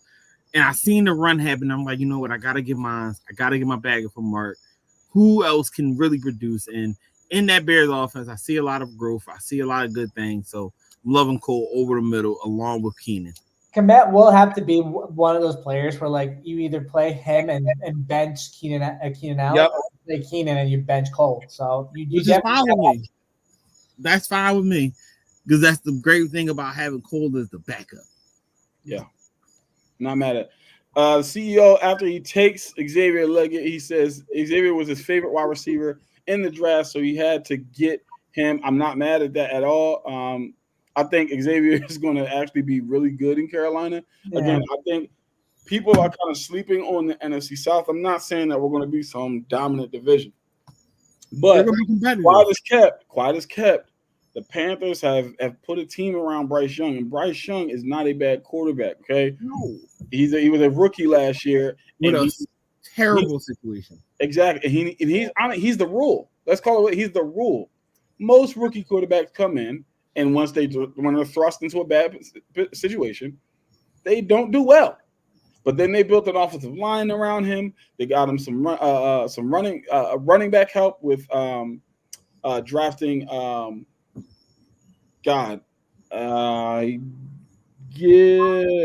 is his stinking name? Oh, I just had him because he was on my board too. Good God, where is he at? Where is he? Jonathan Brooks. There we go. Yeah. Still got Miles Sanders and as I like to call him, Chubb Hub. So yeah, I think that's good. And then obviously you got Adam Thielen. I like the Xavier Leggett pick. You have a solid veteran and young presence. I like it. I like it a lot. And they're really building that offensive line down too when they send the guard from Miami away. Like they're really building around Bryce Young. I have faith that Bryce Young will develop into not like an upper echelon kind of quarterback, but he'll be good. He'll be good. Yeah. I'm not mad at it all. And again, you're talking about a high IQ quarterback at that, so I'm not mad at the pick at all. I'm going to go with dual Aubrey one, who I'm just rooting for the guy. This is not even a strategic pick. I'm just rooting for the guy, man. Like, the guy, he's had such a bad break, and he's such a talented guy, man. Like, I don't even care. This is one of those picks I'm like, I don't care. I don't care what anybody says. I don't care what anybody feels. I don't care if it I don't care if it loses me the league. I'm rooting for this guy, man, and I want him on my roster, and that's J.K. Dobbins. Again, it looks like it's going to be a dual back system, and for the Chargers. I'm assuming that they're probably going to be run heavy, obviously with their new coach, and the fact that the receiving core is sketchy at best. So give me J.K. Dobbins, and then following that, Ben Sinnott. And Washington, tight end for Washington, and then Will Levis. Like it. I like it. I'm not mad at it. Not mad at it. Because you got Patrick Mahomes already, so I'm not mad at it. Swing around to me again. I'm gonna go. A lot more quarterbacks. Give me a guy who was just getting a little bit more targets last year, who I'm hoping that trend continues. Give me Isaiah Likely as my backup tight end here. If it's where Mark Andrews isn't ready to go by the time that the season starts, Isaiah Likely is really going to have his number called a lot, especially for like Lamar Jackson being so tight end friendly as a passer. Plus, he really broke out the last couple of years, and he really stepped up. He really stepped up the pace. And by the near end of the year last year when Andrews went down. So I'm seeing a lot of good things with Likely if he gets the opportunity. Yeah, and that's my hope, is that not that that Andrews hurts or anything like that, but that he just continues to get consistent targets. If even if it's 5 to 7 targets a game, I think that's good enough again for my tight end too. Like I'm okay with that. Because you're probably, unless you start cooking, you're probably getting put in during the bye week anyway. So, not bad. All right, the Hammers on the clock. Let's go through the Hammers team here. Somebody is blowing your phone up, sir. It's this draft that's blowing up my phone, sir. But yeah, so we've got that. Let's go through the Hammer squad: CeeDee Lamb, Travis Etienne, C.J. Stroud, Cooper Kupp, Aaron Jones, David Montgomery, Trey McBride, Jackson Smith, and Jigba. And then I'm fine with every single one of those picks. And then that's where then it gets like, okay, interesting, but I'm not mad at him either. Lab McConkey, again, somebody's got to catch the football. Mhm. Rico Dowdle, I mean, he could be RB1. We don't know. I mean, is Zeke going to be RB1? I think Zeke will be RB1, but even if what if he's not producing? Rico Dowdle steps in. He's the guy. Brock Purdy as your backup to C.J. Stroud. That's a solid backup to have. Cade Otton, that's still, but again, we're in round 12 there. And then Kobe Myers. Now that's a pick that I think is a very, very solid pick here. And I think that's a very solid pick. We're talking a great flex option to have, especially Kobe. Yeah, round number 13, that's a good pick. That's a really good pick there. And then Pat Freiermuth goes right after to the Coach Ray Roberts. I like it. I like it. And then we got Khalil Shakur. Ooh. And our first defense taken off the board. Darius Riddick goes ahead and he takes the 49ers defense. Still, again, to me, maybe a little bit too early for defenses and kickers. But, hey, listen, everybody's got a draft strategy. Go with it. Do your thing. So let's see. Actually, no, I don't think we've talked about Darius's team. Let's go through here. Yeah. Amon-Ra. Okay.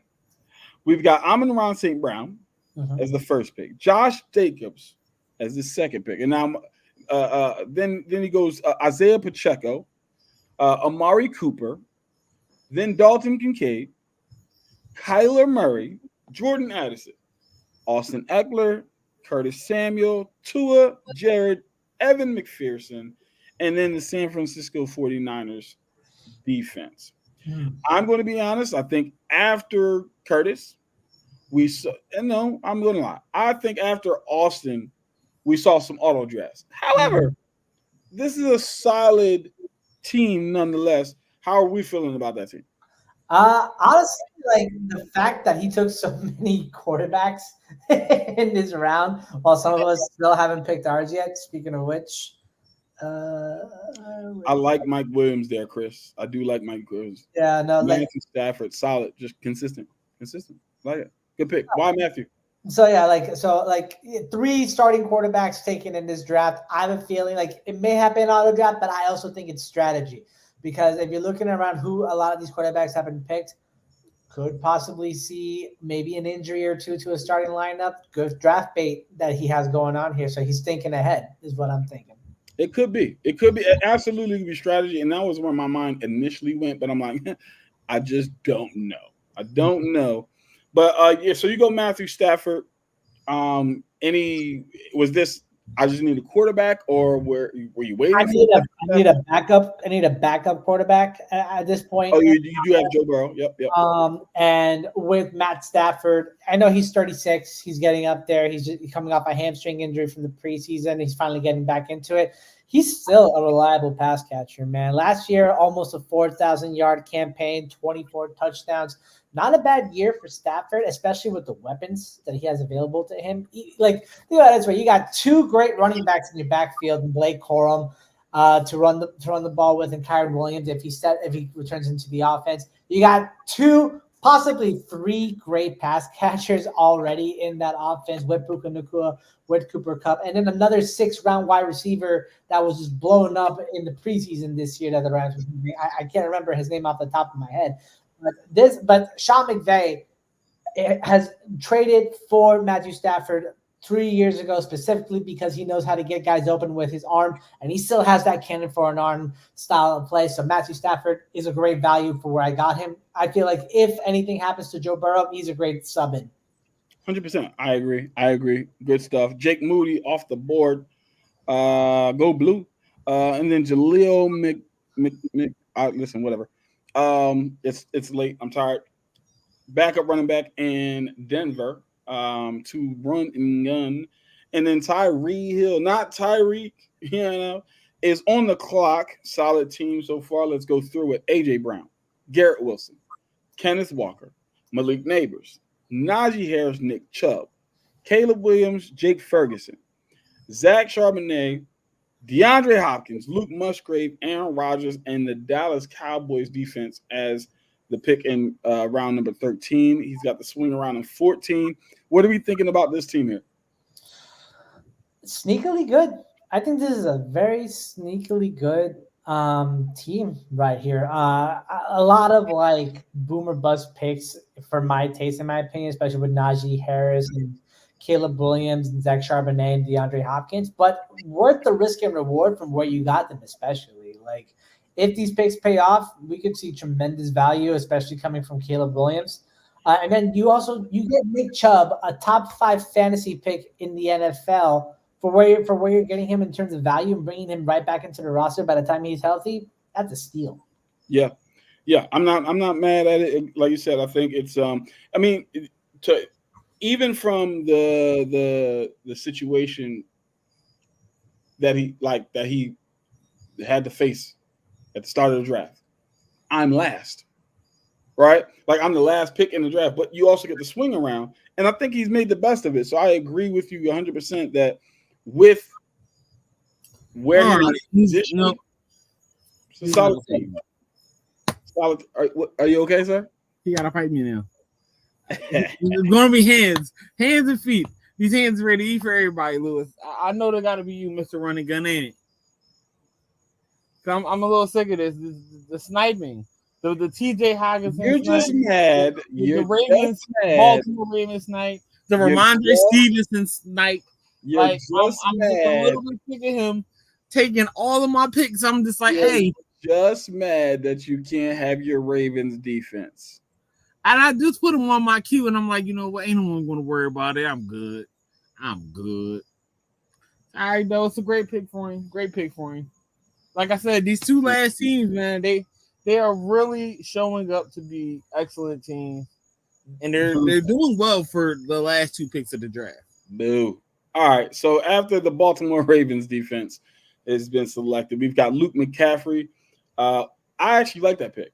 I think that's another sleeper pick where it's just like, hey, listen, if Luke can, I think he's going to be that again, that solid. I think he's going to be what we thought Hunter Renfrow was supposed to be, right? I think he's going to be that for Washington. So I think it's going to be a really a really good pick there. And he's consistent anywhere between like 10 to 15 points. I can see it. Then the New York Jets defense, then the Cleveland Browns defense. Um, I like you taking your Jets defense there, Juan, and then Taysom Hill. I didn't think he was getting drafted. Hey, it is what it is. Juan, the Jets defense over the Browns defense. Why?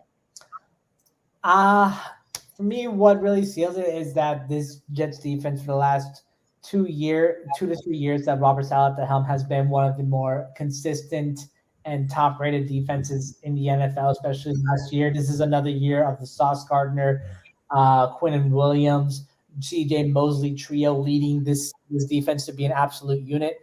With the Browns, I'm a little hesitant, just specifically with the corner position with them right now. I feel like their secondary is still a little weak, especially with their number one corner already having concussion issues to the point where he might have to retire if he has another concussion in Denzel Ward.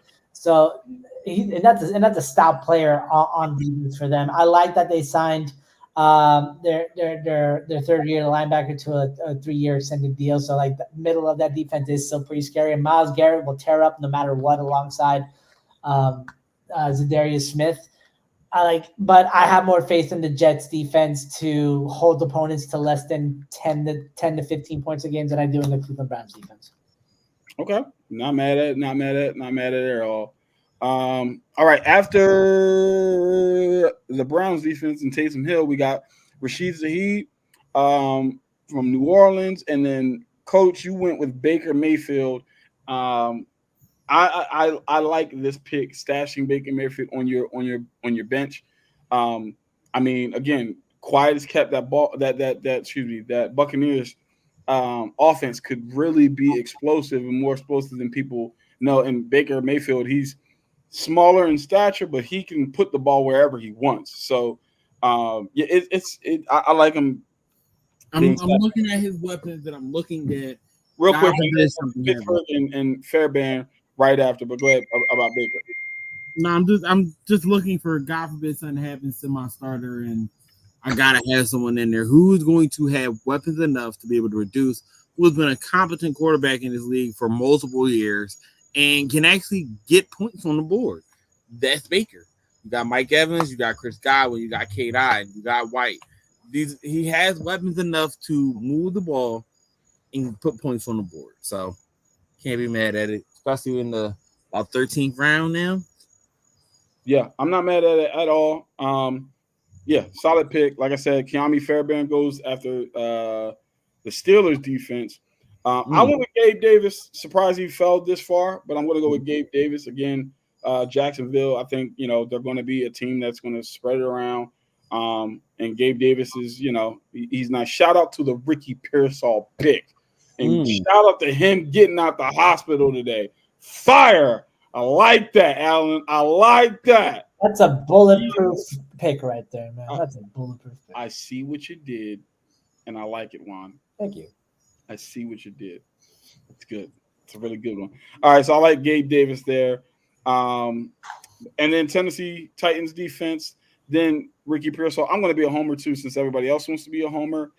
Give me my guys, okay? Give me my guys. Where you at? Are we getting a kicker here? Are we going for the kicker here? No, he took the defense instead. Guys, Jesse Bates and Justin Simmons back there. That was not fair. That's that right there. Give me my guys. I think we're going to be a quiet defense that's going to be nice as crap when it's all said and done. Give me my guys. You know what I'm saying? Let me do that right there. How much bench depth do we have? Let me do that right there. Huh? It's kind of crazy how much bench depth we have in this league. You know what I'm saying? Like, the only question mark is the other corner. But as far as the secondary, we kind of short up those question marks there. Pass rush, still some question marks there, to be honest, right? Even though we got Judon, he's the only one who's proven in that regard. I mean, Arnold Ebiketie started to come on a little bit last year with 6 sacks, 6.5 sacks. Playing next to Bud Dupree and Calais Campbell, so he probably learned some stuff. And I think it'll be a rotation of Lorenzo Carter, Arnold Ebiketie in that regard, but still question marks about the other side. Grady Jarrett coming back, but he's coming back from the Achilles, so there's questions there. Rook Aurora, I mean, he's a rookie, so there's questions there. So did y'all not go ahead and get Matthew Judon? Like I said, he's the only one. So you only need one with a plethora of up and comers to at least see. Listen, which is why I think that we're going to be better than people think, and I think the secondary, because they can cover, will give the defensive line a little more time to get to the quarterback.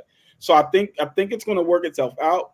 But I'm just saying, for me as a fan, the only question marks are these. These are the question marks. Do I think that I think this year Arnold Ebiketie gets double-digit sacks. I think he goes from 6 to at least 10 this year. And I think that's going to be a true testament to the fact that you're going to probably put a lot of the Judon's going to get a lot of those chips. It's going to allow Ebiketie to be one-on-one. This is the year for him to step up, show and prove. Are you meant to be here? Are you meant to be in this league? Him or Lorenzo Carter? Because as of right now, the jury's still out on him. So it'll be interesting. I like, again, D-line. We got some D-line depth. David Onyemata, Kentavious Street, Rook Aurora, Braylon Trice. I'm gonna get off my soapbox. Okay, let's get back to the draft. Okay, so I took my Falcons. All right, I love that Ricky Pearsall pick. Sorry, and then the Eagles defense goes to the Hammer, and then Jake Elliott. Coach, you're on the clock. Where you going here, sir? Where you going? I'm gonna say it because it's really a toss up for me. I'm honestly stuck between a quarterback and a receiver. Okay. The receiver, the proven receiver, multiple 1,000-yard seasons, but it's not the same guy. He is now number 2. He is not even a good number 2. He's a solid number 2, but not a good number 2. The quarterback is a rookie though. Man, if you don't draft Brandon Cooks and stop playing, hurry up, brother. But come on, darling. Oh, okay. Oh, okay. And like I said, the rookie, he had a great preseason. So I think I'm gonna slide with that rookie and see what shows up because he might be a sneaky pick right there. Yeah, I ain't mad at that. Hunter Henry might be a sneaky pick for most, and I'm just saying. They got rid of Tim Patrick and Lions picked him up for the practice squad. I know that Patrick's been kind of injured the last 2 years, but apart from Cortland Sutton, who else are you throwing to in that offense? Honestly, they don't need to really be throwing, but they do have Marvin Mims, who had a good preseason, Greg Dolch, tight end, and then you still got, Javonte Williams out the backfield. That's true. So again, in that Sean Payton offense, Bo Nix is an experienced college starter for multiple years, will be able to come in and run a pro-style offense. Be able to come in, make the quicker reads, get the ball out of his hands, and do what he need to do. I have more faith in Bo Nix than those receivers you named. Just I think he's going to make them better, but if this was let's think. Were we really thinking anything about Marvin Mims? I forgot that Dalvin Cook is back in the league. All right, Dalvin Cook. Dalvin Cook goes to the CEO. I like this pick. Hot take. Dalvin Cook is the starter by week 4. I can kind of see that. I think he ends up being the starter. There's an older running back by committee. I think he ends up being the starter by week 4. I think Zeke comes in on 3rd down because he's the best pass blocking running back of the 3. He might be the best pass blocking running back in the NFL. That's one thing that Zeke has always done well. He's a phenomenal pass blocking running back. But I think just from a production standpoint, I think Dalvin Cook ends up being the starter by week 4, week 5 at the latest. This is my guess there. My guess. Chris is on the clock. Let's go through Chris's team here. Saquon Barkley is the first pick. Jealous. Marvin Harrison as the 2nd pick. Sketchy. Jalen Hurts as the 3rd pick. Solid.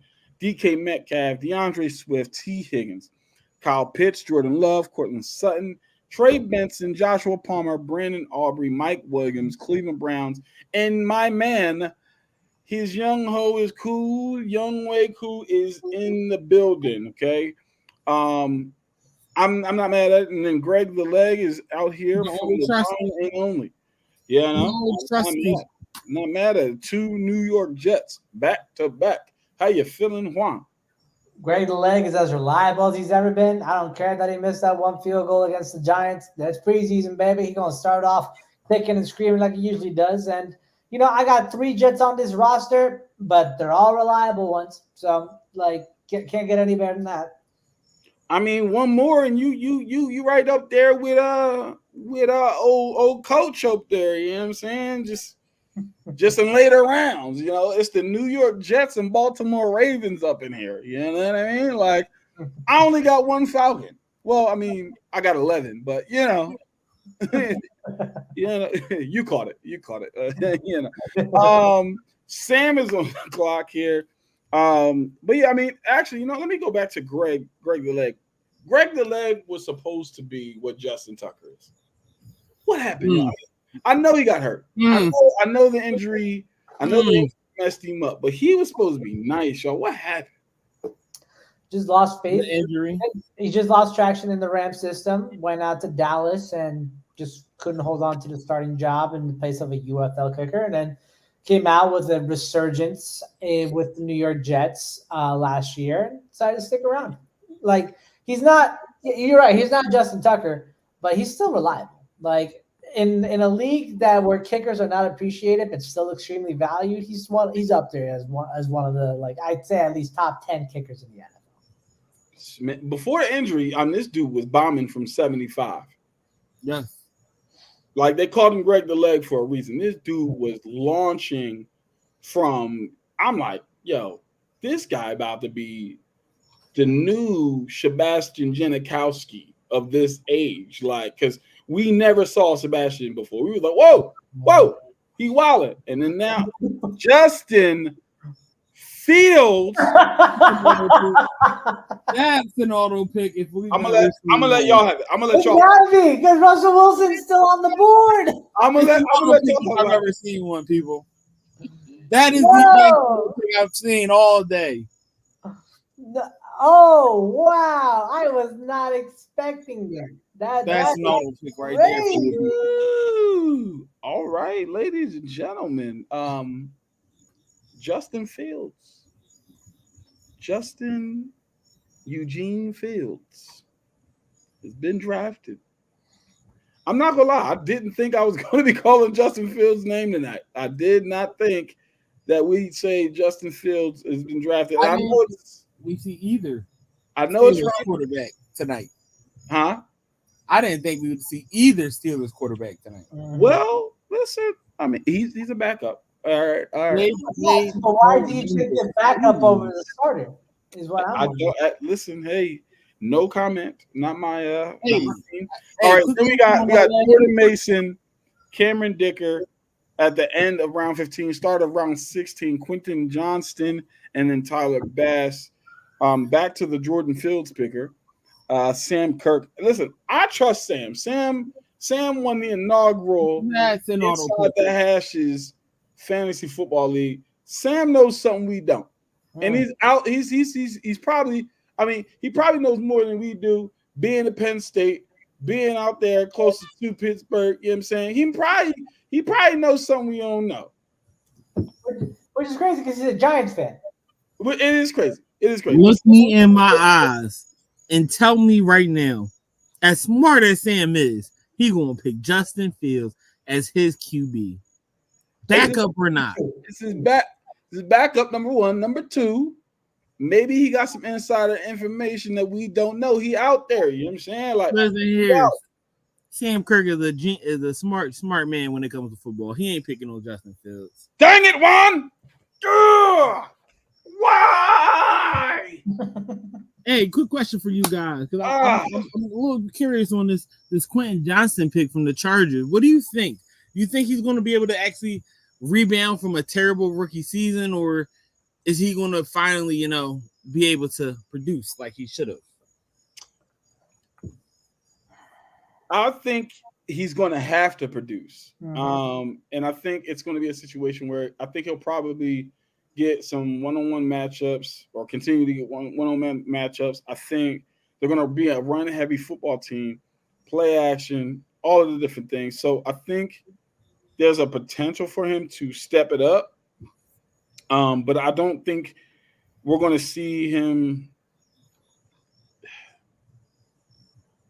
It's not going to be a situation where we're like, oh, this is a breakout year. I don't think that's going to happen. But I do think it's going to be a more productive year. And I think it's just by the nature of the fact that you're going to get the throw. Like, it's not, you're going to consistently get the ball thrown your way now. Not like, all right, you're the last read, and because Keenan got doubled and Mike was, like, you're going to be a primary read now. So we'll see. We'll see. I Tyler Bass, Ty Channing, Adam Thielen.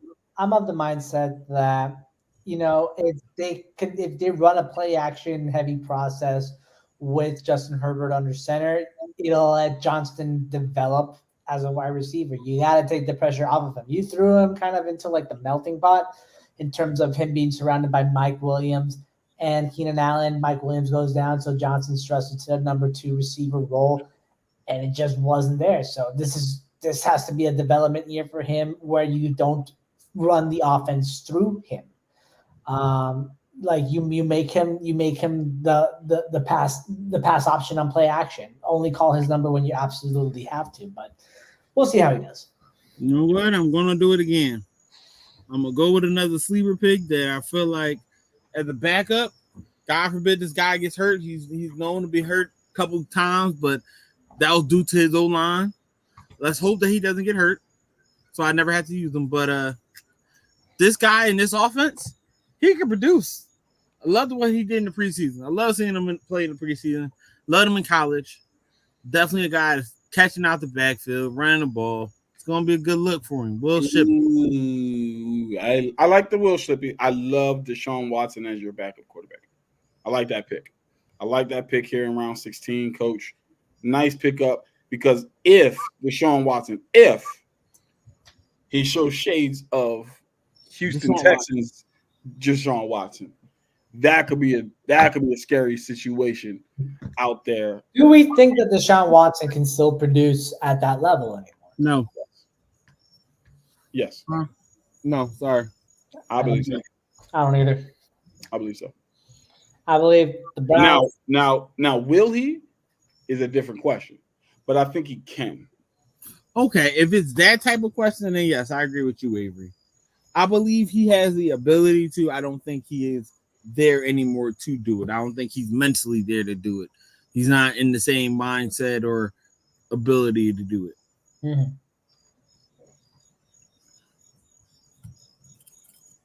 Mm-hmm. And there he goes, Brandon Cooks. Yep, Deshaun Watson, Brandon Cooks. Give me Daniel Carlson. I'll take him as my kicker. Got a solid leg, and again, they're gonna be again a team that runs the football. They're probably not gonna be scoring a ton of points, so they're probably gonna be utilizing him a bit to kick some field goals. Got a lot of 40, 50 yarders, man. Got a lot of 40, 50 yarders. You know what I mean? Yeah, and now with CD paid, especially, he'll be a great slot. He'll be a great number 2. Like a really good like dump off in case CD can't get open, which is that's impossible. CD always gets open. Yeah, they scheme him very well. All right, Allen, the first overall pick. He's back on the clock. He goes with Jermaine Burton from Cincinnati. Not a bad pick because again, to your point earlier, Coach. I believe you referenced about someone taking T. Higgins, and if Jamar holds out, T. Higgins goes to number 1. Burton could then be number 2, right? So there's that's not a bad pick. And again, we're talking about Tyler Boyd's role been reduced heavily, so it'll be interesting. It'll be interesting. I think Jamar is there week 1 personally. I hope he is. I really hope he is. I think he's week one. All right, let's go. I don't think we have had a chance to go through. There's one other team here, Darius's team. So let's go through Darius's team. No, we did go through Darius's team. Whose team were we missing? That's who it was. It was Coach Ray, Bijan, Devontae, Josh Allen, Rashad, Zay Flowers, That's Christian. Ray's team. That's Ray's team. That's what I said. Yep. Oh, you call him Coach too. Whoops, I thought you were Yeah, talking. Coach Ray. Yes, he used to coach me. Zay Flowers, Christian Kirk, Terry McLaurin, Jaden Reed, excuse me, Zach Moss, Hollywood Brown, Chase Brown, Chubb Hub, Pat Fryermuth, Pittsburgh Steelers defense, Jake Elliott, and Deshaun Watson. Not bad, solid team. You guys tell me what you think about it while I pick up my next player. Terry McLaurin in the 7th round.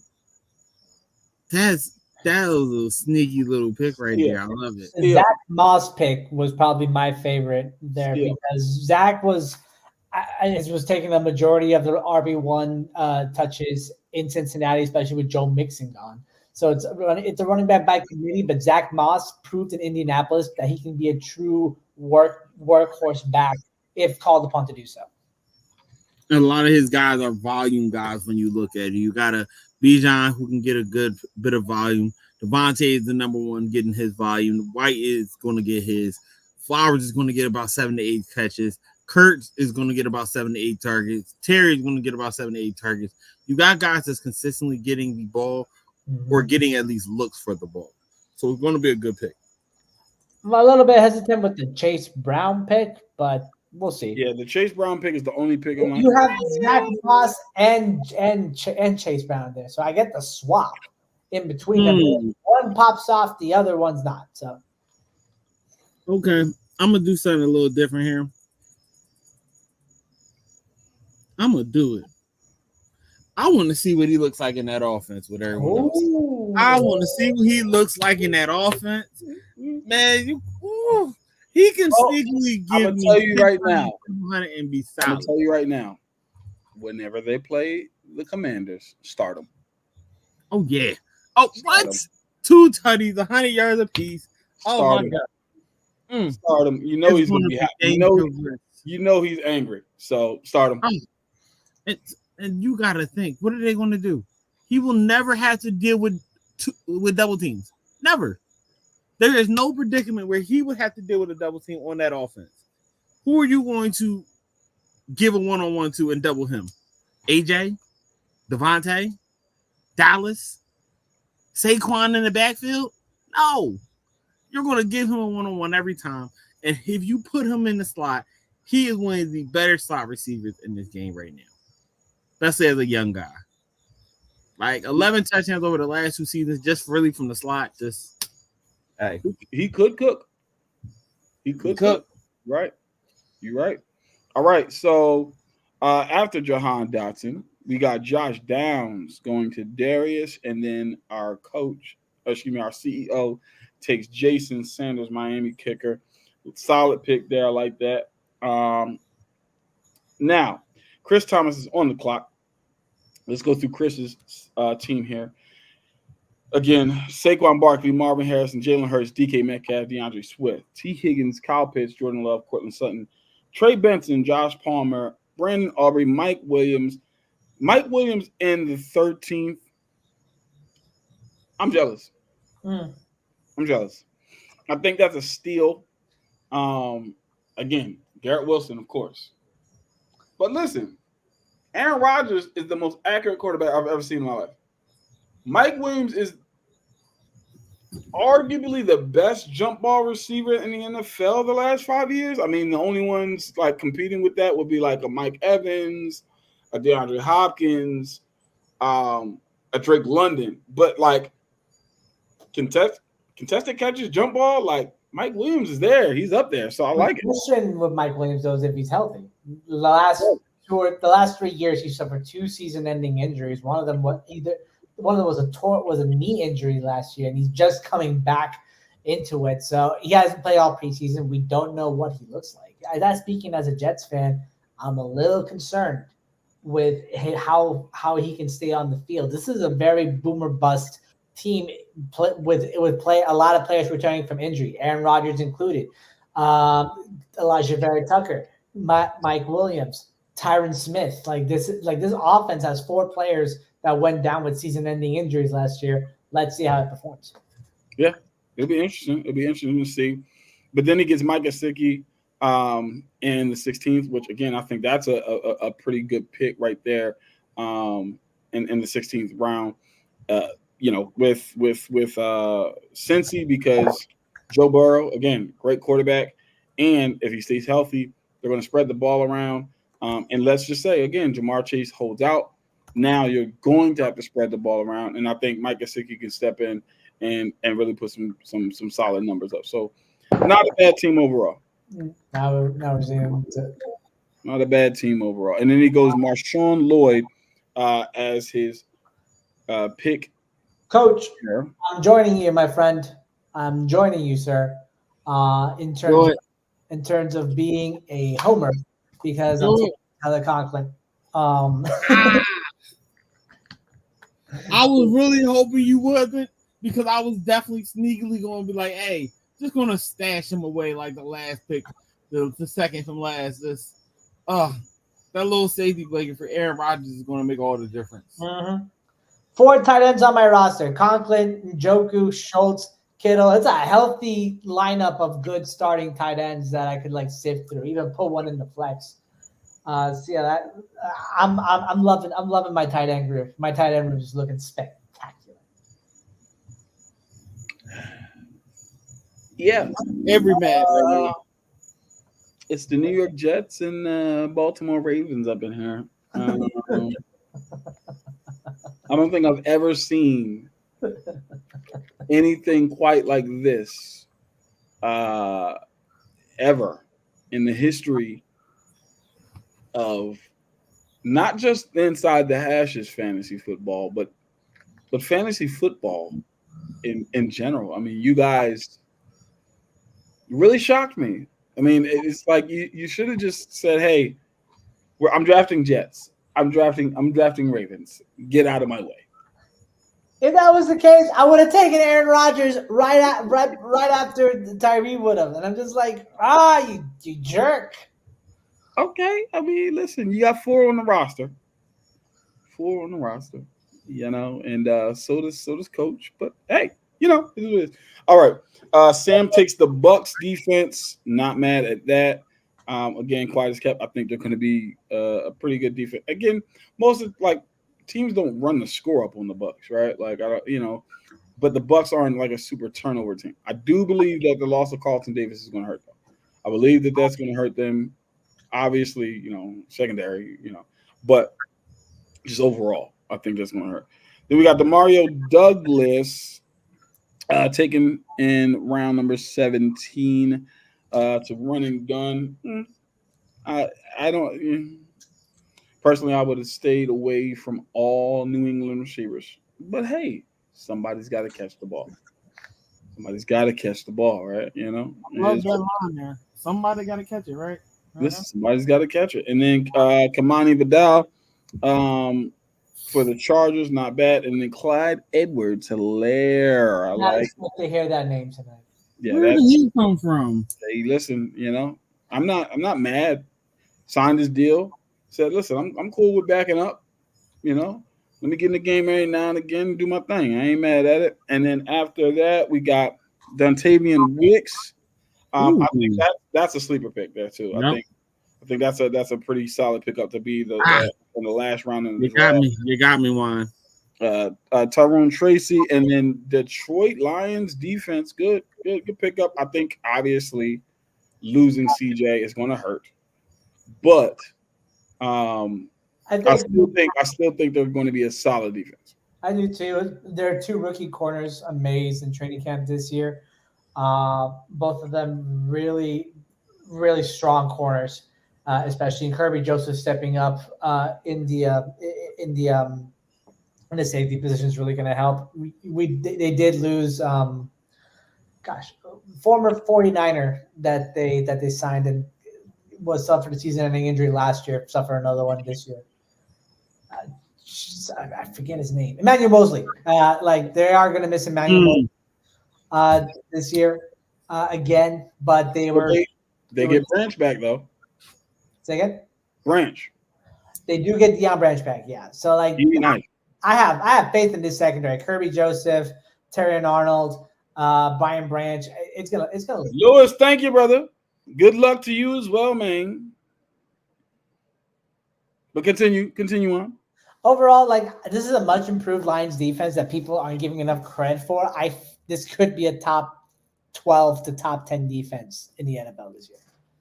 Okay, all right. That's high praise there. I'm not mad at it. Not mad at it. We got Ray Davis for Chris Thomas.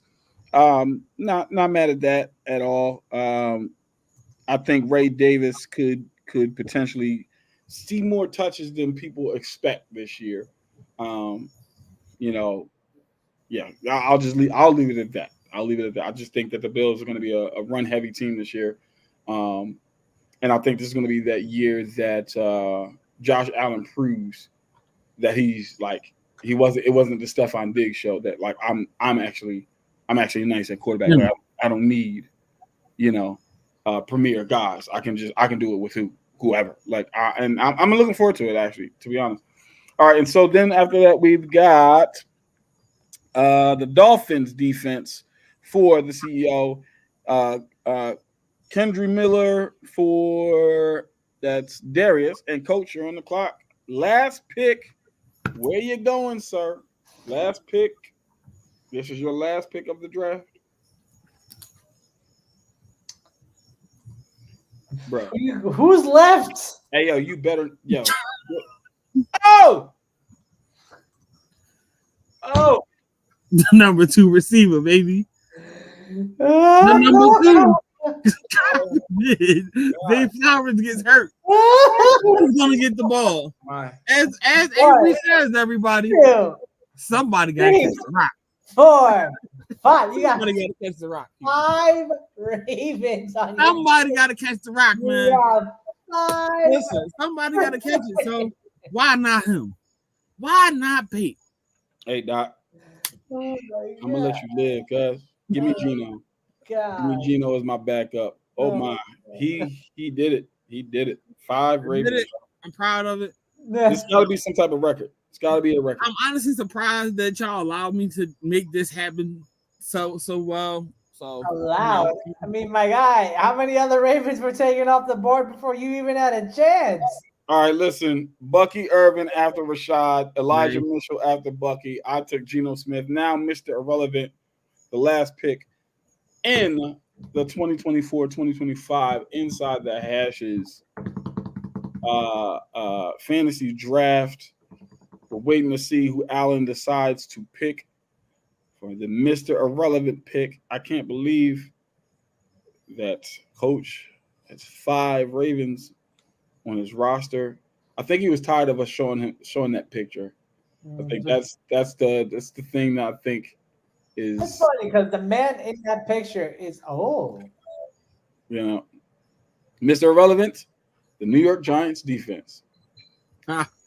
They are going to be irrelevant this year. That's actually not bad. It's actually not bad at all. Because they could be good. They could potentially be good. I'm just saying.